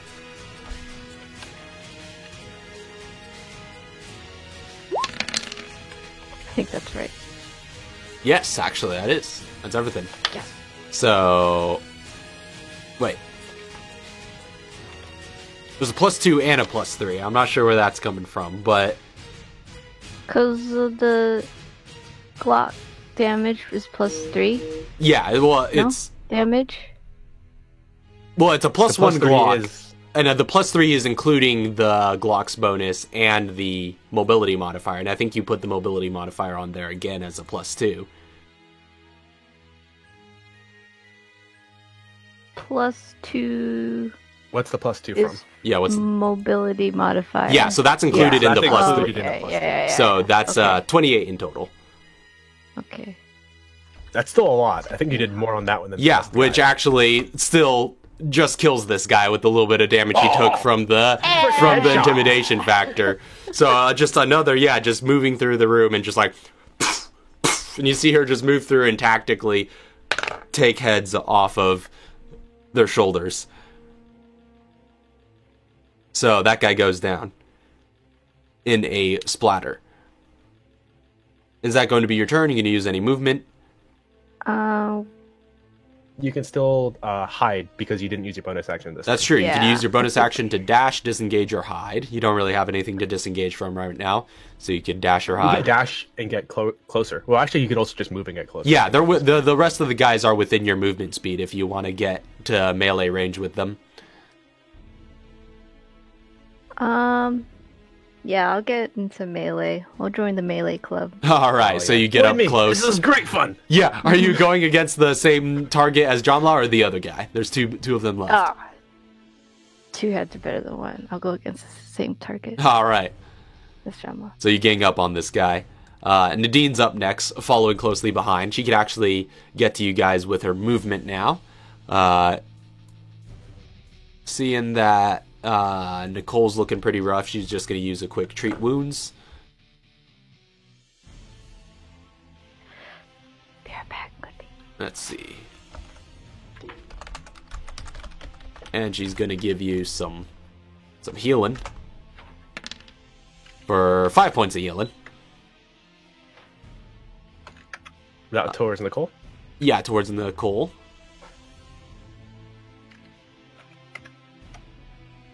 And You, that is going to she be... burped real quick. Oh, alright.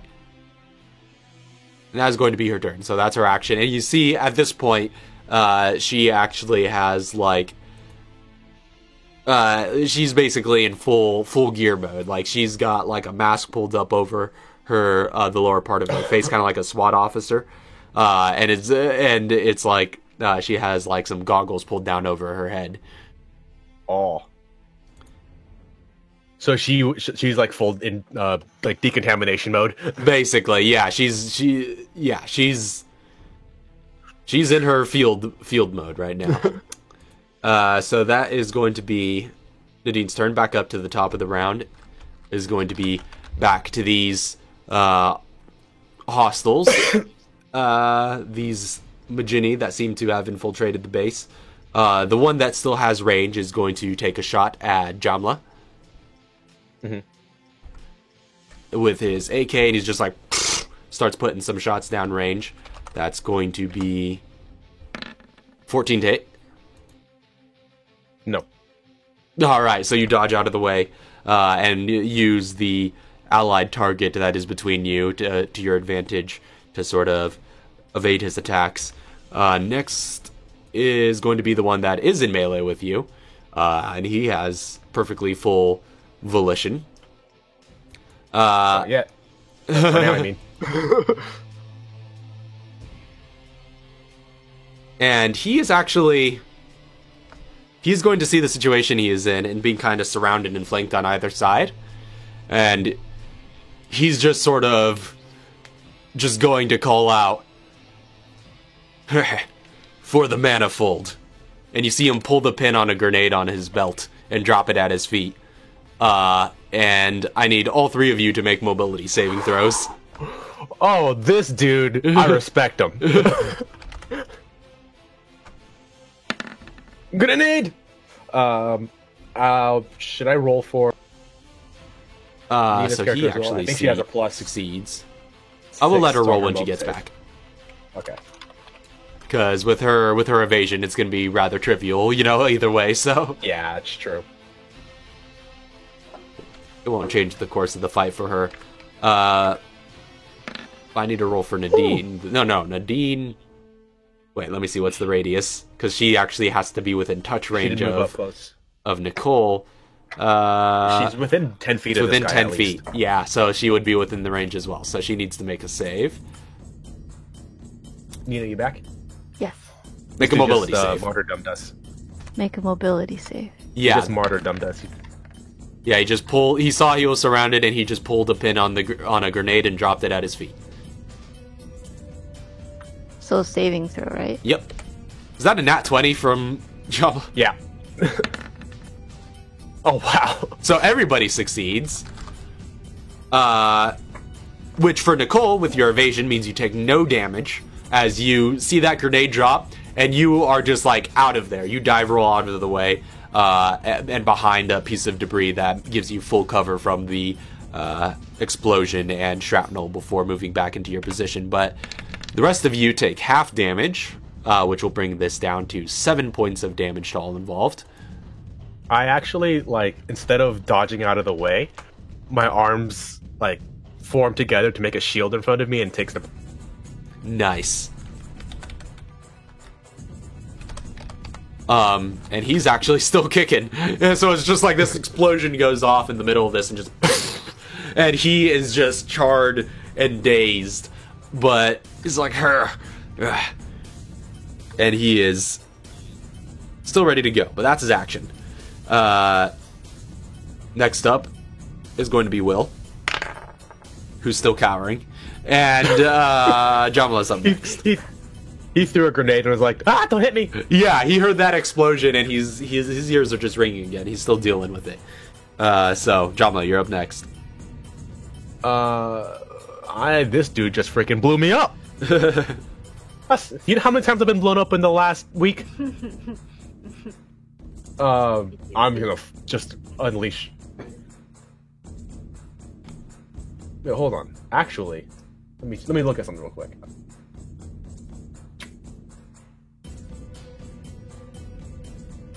No, yeah, I'm gonna just attack him. I'm gonna attack. All him right. With my blades. All right. Blade whirlwind.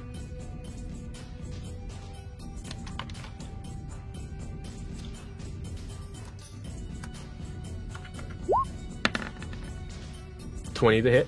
Hits. Okay, so again, we have 1d6 plus 1d4 plus another 1d4 plus 2, and then another plus 2. Oops. Accidentally opened up Vegas. Hey, that's a 6. Why'd you open up Vegas? I was So trying that's, to rolled a click 1. on Chrome, and it was right there. I rolled a 1 on the damage on the weapon, which means I actually rolled a 6 on the damage on the weapon. So that's plus 5 is 17 points of slashing damage. Okay, so 17 points of slashing damage? Oh, because you rolled the 1, right. So, yeah. Yes, because I have lethal strikes. Right. So, 17 points of damage in total to this target. Yes. And that was the same guy who just blew himself up? That's the guy who blew himself up. Alright, so you just, like, come at him with this first strike and dig into his flesh at an opening by his neck region where the Kevlar vest stops. That's your first attack? He's still up? Yep. But he seems All right. quite hurt. He's bleeding out of his mouth after this blade goes into him. Slash number 2. Hua hua. Hits. And you don't. All right. You only get the figurine bonus once per turn, right? Yep. So that is only 1d4. For 8 points of damage. Alright, and the second attack, you just slash across and cut across his throat. And he goes down from that. And I'm going to use my movement to get to the next target.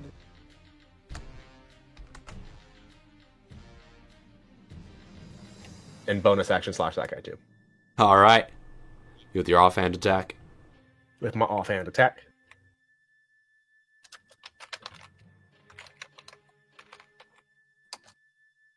And this is the +1 weapon. All 14? right. You could still add your proficiency bonus, by the way. You just can't add Oh, wait. your why did I mobility put a modifier to plus the one? damage. Yeah. I don't know why I did. I was like, my blade is a +1. That's obviously just my total damage from the attack. Or your total bonus. My Yeah, bonus- so total bonus you've- to the attack. So that's it's a plus like. it's a Yeah, plus yeah, 8. that's a bunch. So that hits. Yeah. That's high math. Okay.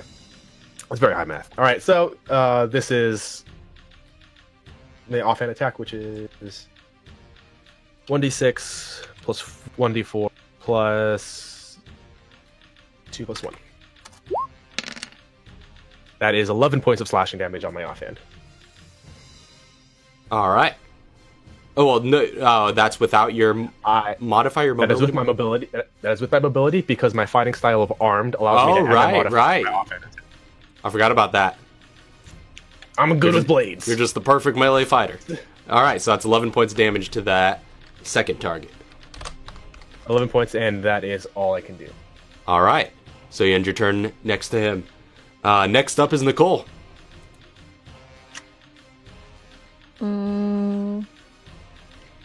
What are you looking to do? I'm killing. Wait, I'm hiding, right? You are not hidden at the moment. Oh. Wait, did I she thought I used hide? my Wait, did you last- hide it? Did you hide at the end of last? Oh, did you Yeah. roll? I don't think I had you roll a stealth check for that. Oh. Go ahead and retroactively Roll it now. roll a stealth check. So, yeah, Cool. right. I remember you matter. saying that at the end of your last turn. So go ahead and roll your stealth check.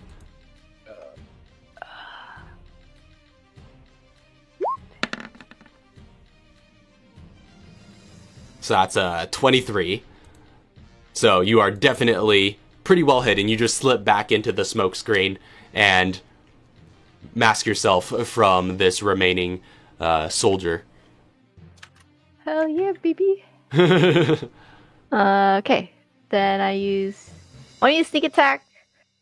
But I want to like. Am I close enough for a knife attack? Yeah, the other guy was pretty close by to where you were last. You could easily get to him with your movement. Very cool. I want to attack him with my knife. All right, so you come out of the smoke, and as Jamla is slashing at him with her tentacle-held blades, you come out of the mist behind him and just go ahead and make your attack as you attempt to come at him with your knife. And you have advantage because you were hidden. Do I need to roll a d20? Yeah, so that's the attack. Good attack. So that's d20 plus the weapons attack bonus, which was... I don't know what it is for your blade, actually. 8. Okay.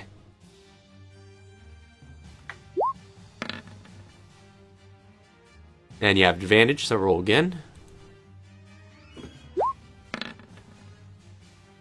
Okay, so 23 still hits. And you have sneak attack for every conceivable reason that you could have had sneak attack. You both had ally in melee and advantage on the attack roll. So roll the damage for that blade, plus your modifiers, plus the sneak attack damage. Alright, 17 points of damage. You come out from behind him and just slip your blade into his neck. And he's just like, he's like reaching his hand back and trying to claw at you as you have basically subdued him and gotten this stab in there. He looks quite severely hurt.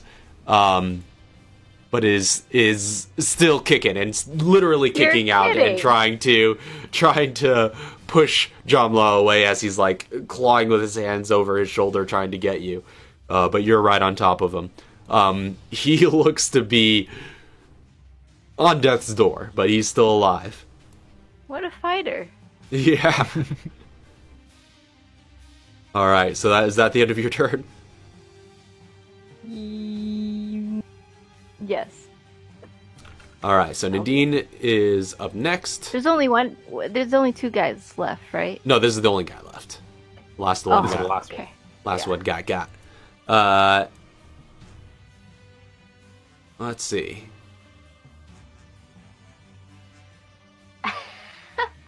And Thanks, Raj. at this point, Nadine sees the situation is actually pretty well handled. She's actually going to use a treat wounds for herself because she actually got pretty hurt.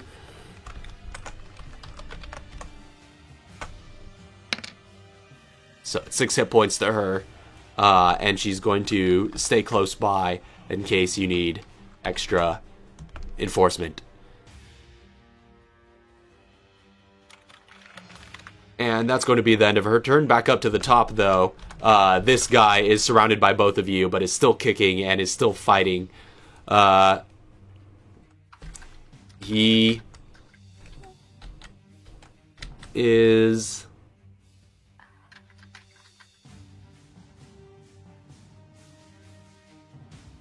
You know what? He too is going to pull a martyrdom.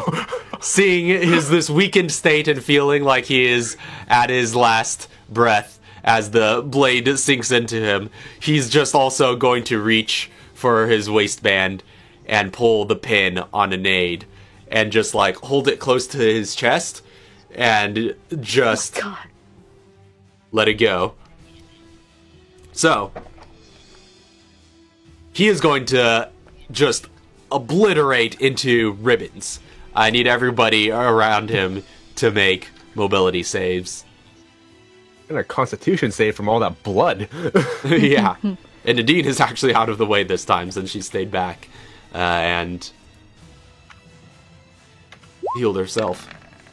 Mobility save, right? Mobility saving throw. So let's see. No, yeah, you both actually still succeed. So that is half damage for Jamla and no damage for Nicole. So it's 10, half to 5 for you. It's a pretty pitiful roll, but with his last breath, he just like... and just another "for the manifold" cry as he lets loose this hand grenade.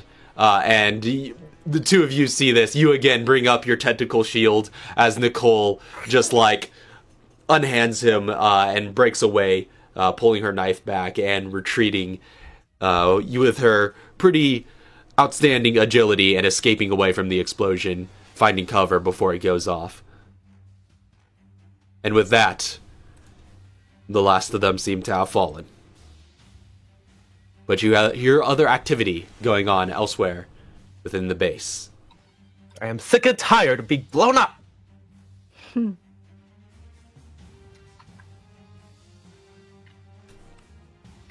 So we said we can hear some other stuff? Yeah, it sounds like there is similar activity going on all throughout the base. You hear gunfire echoing throughout and a number of other things. Seems they're hunting for survivors. I want to go through the dead bodies. Okay, you check their bodies. They're loaded up with AKs and ammunition if you need AR ammo. Actually, 3 bodies walked in. Or 4 bodies walked in, 3 walked out. And Nadine might actually take some, because she, I think, has an assault rifle, so she would load up on an extra 30 from some of their pockets. I'm actually thinking, do I even need anything? I don't think I do. There's no pistols ammo? Sadness. No handgun ammo? They do not seem to be carrying handguns, so they have on them an AK-74, each one, and they also have these stun rods, and they each seemed to have hand grenades, but those seem to have gotten pretty well obliterated after the couple explosions that went off. Oh. There's 2 people left though who have, or there'd be 1 person. 2 people left who have grenades though. Yeah, there was 2 of them that, didn't pull their pin or weren't in range of the other one. So yeah, there would be essentially 2 hand grenades that can be salvaged. I'll take them. All right, and hand one off to Nadim. All right. You add 1 hand grenade to your inventory, and Nadine takes it. She's like, thanks, this could come in handy.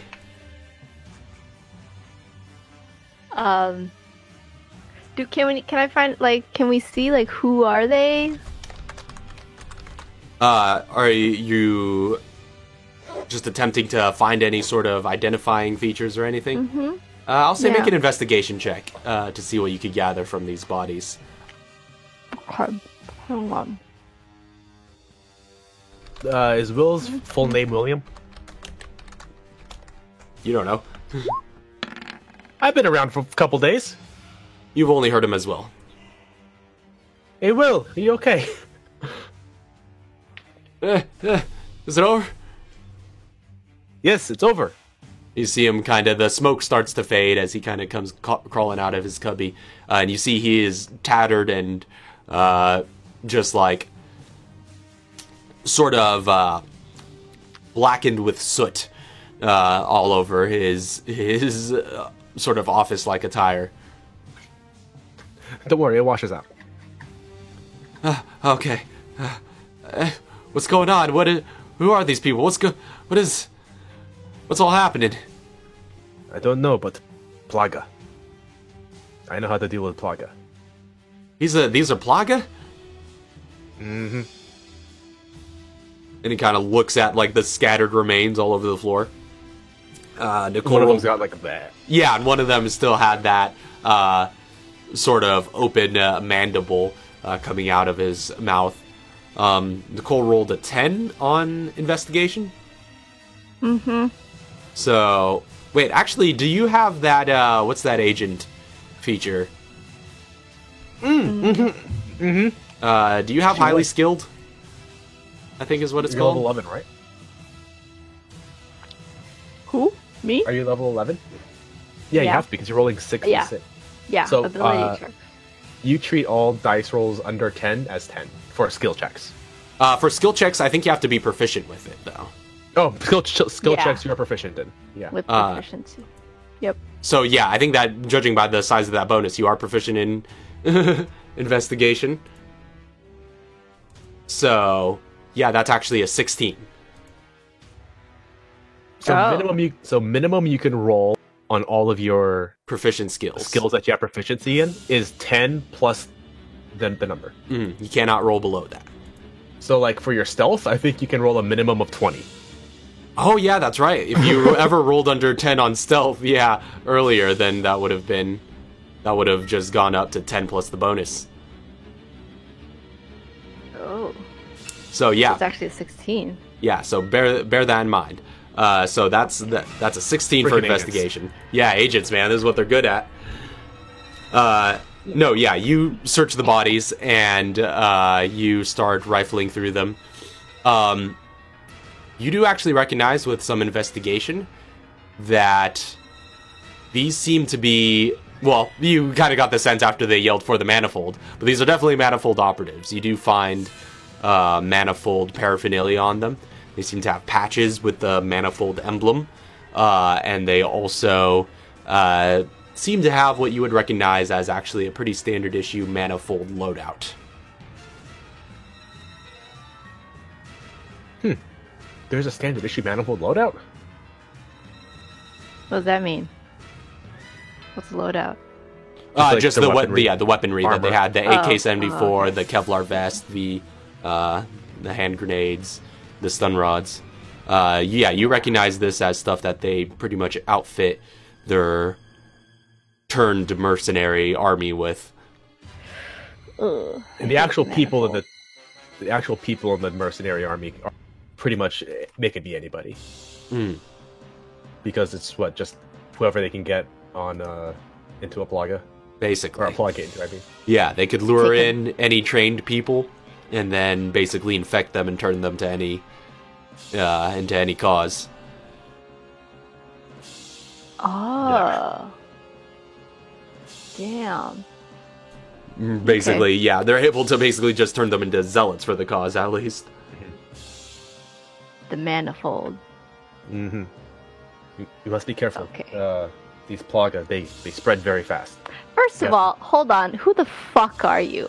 Or what the fuck are you? Don't name jump is- on that. My name is Jamlan Konki. I'm from Africa.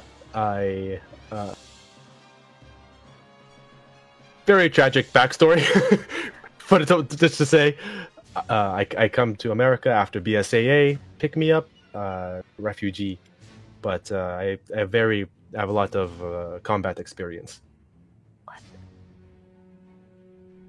As long as you don't attack me, we're good. No. I hate all these bioweapons. So what are you gonna do now? Try to help everybody else in the base. Okay. I want to Yes, everyone. find. I wanna Everybody here, they help me when I need help, so I help them. Oh, you're so sweet. Where's Cece at? Cece, we should probably find Cece. He's just like, here by CC. that's just her pet name for our captain. That's right, he's downstairs. He was with the director. Right. We need to secure them.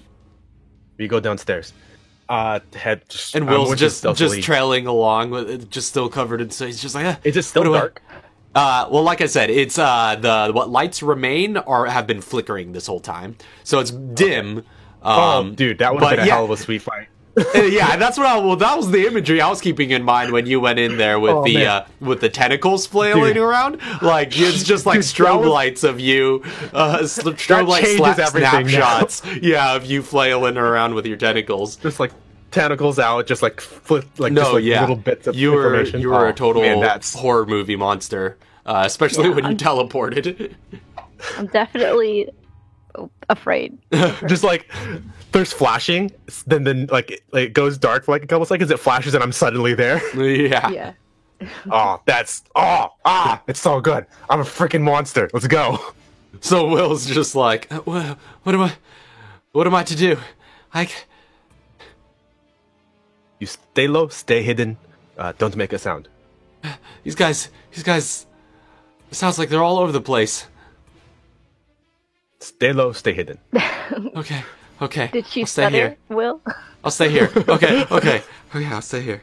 And he looks to find another hiding spot as he starts taking together some of his scraps and some of his other devices that he has laying around in R&D. And he's just like, is there anything I could do to help? Can I give him the stun rod? Hand him over the give stun him rod? an AK. Yeah, I hand him over one of the stun rods I don't off think of he one can of the handle bodies. an AK. And he takes the stun rod. He's like, handle? okay, I'll take this, Andy. Hey, I'm gonna hand him an AK. he kind of I'm just gonna like stuff it in his chest and be like, "You use it or you die." he kind of like just having his arms out like a rack, just kind of holding it like that, like not even by the handle. He's just like, what do I do? What do I do with this? If somebody comes in here, you don't like them, you pointed at them and you pull the trigger. He's just like, okay. What about you? Is there anything I can do to help you? And Nadine's just like, you have any supplies in here? He's just like, oh yeah, plenty. Help yourself if you can find any that are still around. We should have plenty of chemicals and all sorts of materials that can be repurposed. So I'll go ahead. I'll say she does a brief search of the room and she could get hooked up with about 4 chem fluids and chem materials. Okay, that's awesome. That's more heals. How big is the AK? Like, is it 1 block? It's 2 blocks. 2 blocks. It's bulky. Okay. I can, if you need, I can hold on to your inventory items. Whatever did would be it whatever the inventory items equivalent is in the actual world of the characters. I have a completely empty inventory. I have 2 knives and A doll. a box or effigy and gloves. Yeah, a This creepy doll. this creepy African voodoo doll. I do have a creepy African voodoo doll. That's exactly what I have. Can you hold? I don't think a sniper rifle would be handy, right? I have 8 inventory slots available for me to just mule whatever you want.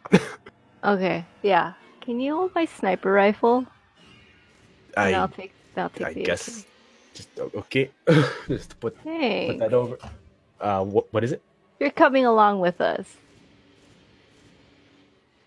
Who's coming along with you? You. No, you're coming along with me.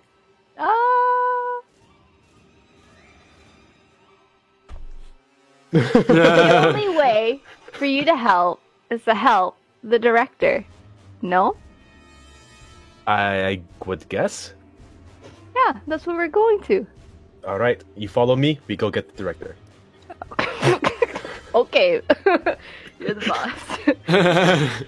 And Will's also just like, it's worth noting that we also have some prototype weaponry in here. If you wanna, I did have some of these that I managed to salvage, and he could hand out up to 5 incendiary grenades if you want to take them. Wait, hold on. Incendiary grenades cost a slot each, right? Stack up to 5. Oh, wait. Okay. Do you want me to take those? Have lots of room. I guess. All right. So add Can I 5 take one? incendiary grenades. Oh yeah, you can split them up however you however you would like. So Nicole can take So one. I have a stack of 4. All right. You're muling the rest. What is your weapon that you handed me? M21 SWS sniper rifle. Okay. And I believe you might have that within your journal. I'm not using it. Okay. Yeah, and in case you wanted to, see whatever it is. But Yeah. all right, so you redistribute those items, and Will just cradles his AK and his stun rod and finds a corner and hides in it. And he's just like, "What do I do? I just wait. Is there going to be an evac? There's got to be an evac. This is the HQ." I do not know, but we go and we take care of the immediate area, then we come back and we get you. Okay. Where's Chauncey? You do know that the director took him to the command center on the first floor. Okay, let's. I'll suggest let's go down to the first floor then. Okay. Get on ground level. I'm going to get low and I'm going to start sneaking around. All right. Everybody who's sneaking, make a stealth check. You guys are moving along stealthily. I guess that's pretty much everybody. If you you guys are moving as a group. So I'll make a stealth check for Nadine.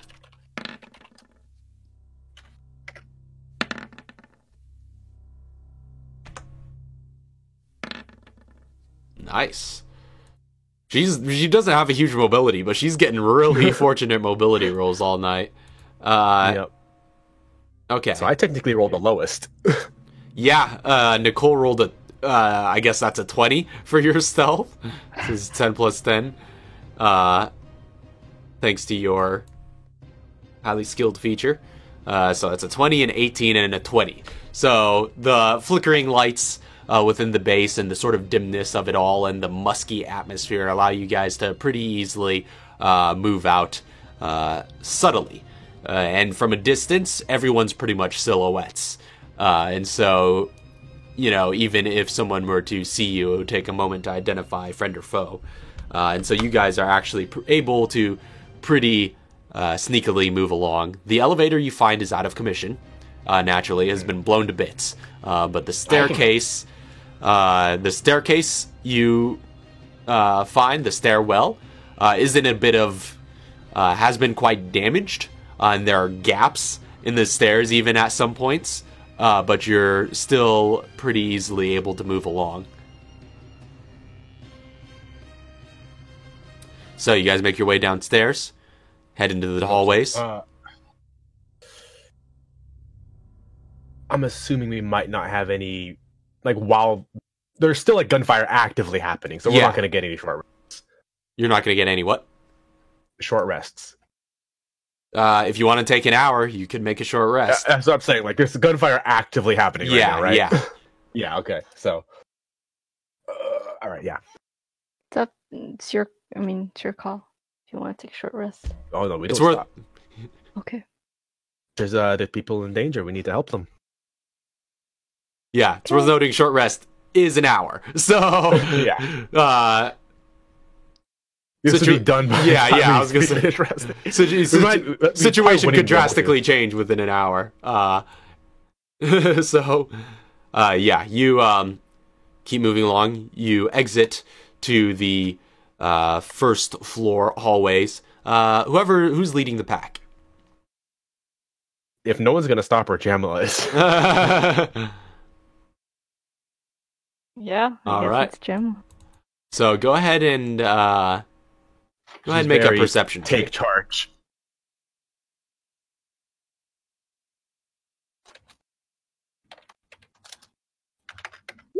Oops, I put the wrong number in. I don't know why I thought I had a 10. It's actually 23, so it's still pretty high. Okay, so down from 25 to 23. down from 25. Yeah. So, yeah, with that 23, as you exit out of the stairwell, you peek around the corner to get a lay of the land. You do catch sight. The hallway is, again, musty and in all sorts of disrepair. The roof has collapsed in various areas. Flames are burning certain corners. I stay away from the flames. All right. Yep. Good call. Ouroboros lady. So, Ouroboros hates, or the Ouroboros virus doesn't do well with flames. So you do catch sight as you appear the corner of what looks to be a couple of guards. They do not seem to be BSAA in uniform. That just sort of round a corner ahead of you and go out of sight. They did or did not have BSAA uniforms? Did not have BSAA uniforms. They just rounded a corner. They just rounded a corner and went out of sight. Wait. Okay, so are we downstairs now, or are we heading downstairs? You're downstairs. This is on the first floor hallway. Okay, so Are they in our way to? No, you've lost sight of them. Oh. Do you want to go straight for your captain, or we can take them out right now? Well, it looked like actually, I don't know how well Jamla would know the layout of this place. She's been pretty confined. I don't know where I'm going. Yeah. You can tell me where to go. I can go kill those men right now. I'll suggest to go to wherever the command center is. All right. You That's point what her it in the goes direction of the command center, and it's exactly in the direction you saw those men go. Oh, fantastic! Let's go. Okay. So, All right, let's take this nice and slow. and it's very sort of surreal for Nicole and Nadine, who just came through this way. This place looks... You're going by memory of the layout, but the area looks completely different from when you were coming through. Everything, it was like a pristine sort of headquarters environment. Now coming back through, everything is in ruin. Everything is sort of rubble, and there are cracks along the floor, and all sorts of damage done to the walls and the roof and the ceiling above you. Again, all those flames licking around. This place is looking pretty worse for wear, and it's almost completely different coming back through. But you follow Jamla along, who leads you around that corner, and with your stealth and your perception, they do not seem to have any indication that the rest of you are here. And you see them standing in a doorway. And on the other side of that doorway, you see the ruins of the command center, where Chauncey last was. That is where we're going to pick up next time. Oh, Does that come how it went on Are you a bit of a while? I've been waiting dude! this I was whole gonna time say. to blast the fool. Anything. They give him a seat or something. This poor guy's just waiting for a whole Let me hour. dust some dirt off and blast the fool. All he did was talk down to his superior officer. So, Yeah, you haven't paid much attention to Chauncey because that's his normal thing. so Surprised that dude didn't leave with a bruise. we'll be picking up with Chauncey at the beginning of the next session and find out what happened meanwhile. So it'll be just Chauncey for a hot second as we start off next time. But I guess, Nino, we're going to have you back for next week because you didn't quite get to the end of your little portion here. Yeah. Will you be able to be back next Saturday? Yeah. Okay. Yeah. I should. Awesome. Well, Awesome. we'll find out what's going on here and see what Chauncey has been up to in the meantime when we start next week. So, thank you all very much for watching. I saw we had quite a few people in the chat, actually. I know, it's pretty active. Nina brings a crowd. Yeah, I was going to say, I Yeah. think, It's her Nina. entourage. Nina brought the entourage. Yeah, the crew. So thank you all very much for watching. And of course, the VOD will be up as usual on Monday following these episodes. So that was on our P-Cubed YouTube channel, which you can find links for in the panels of the Twitch page. So that's always pretty easy to find. And yeah, until next week, we'll pick up at this cliffhanger. But until then, we'll see you guys later. Peace. Squared. Have a good night. God bless. Good night, sweet dreams, all the good things. Bye. Thanks for hanging out.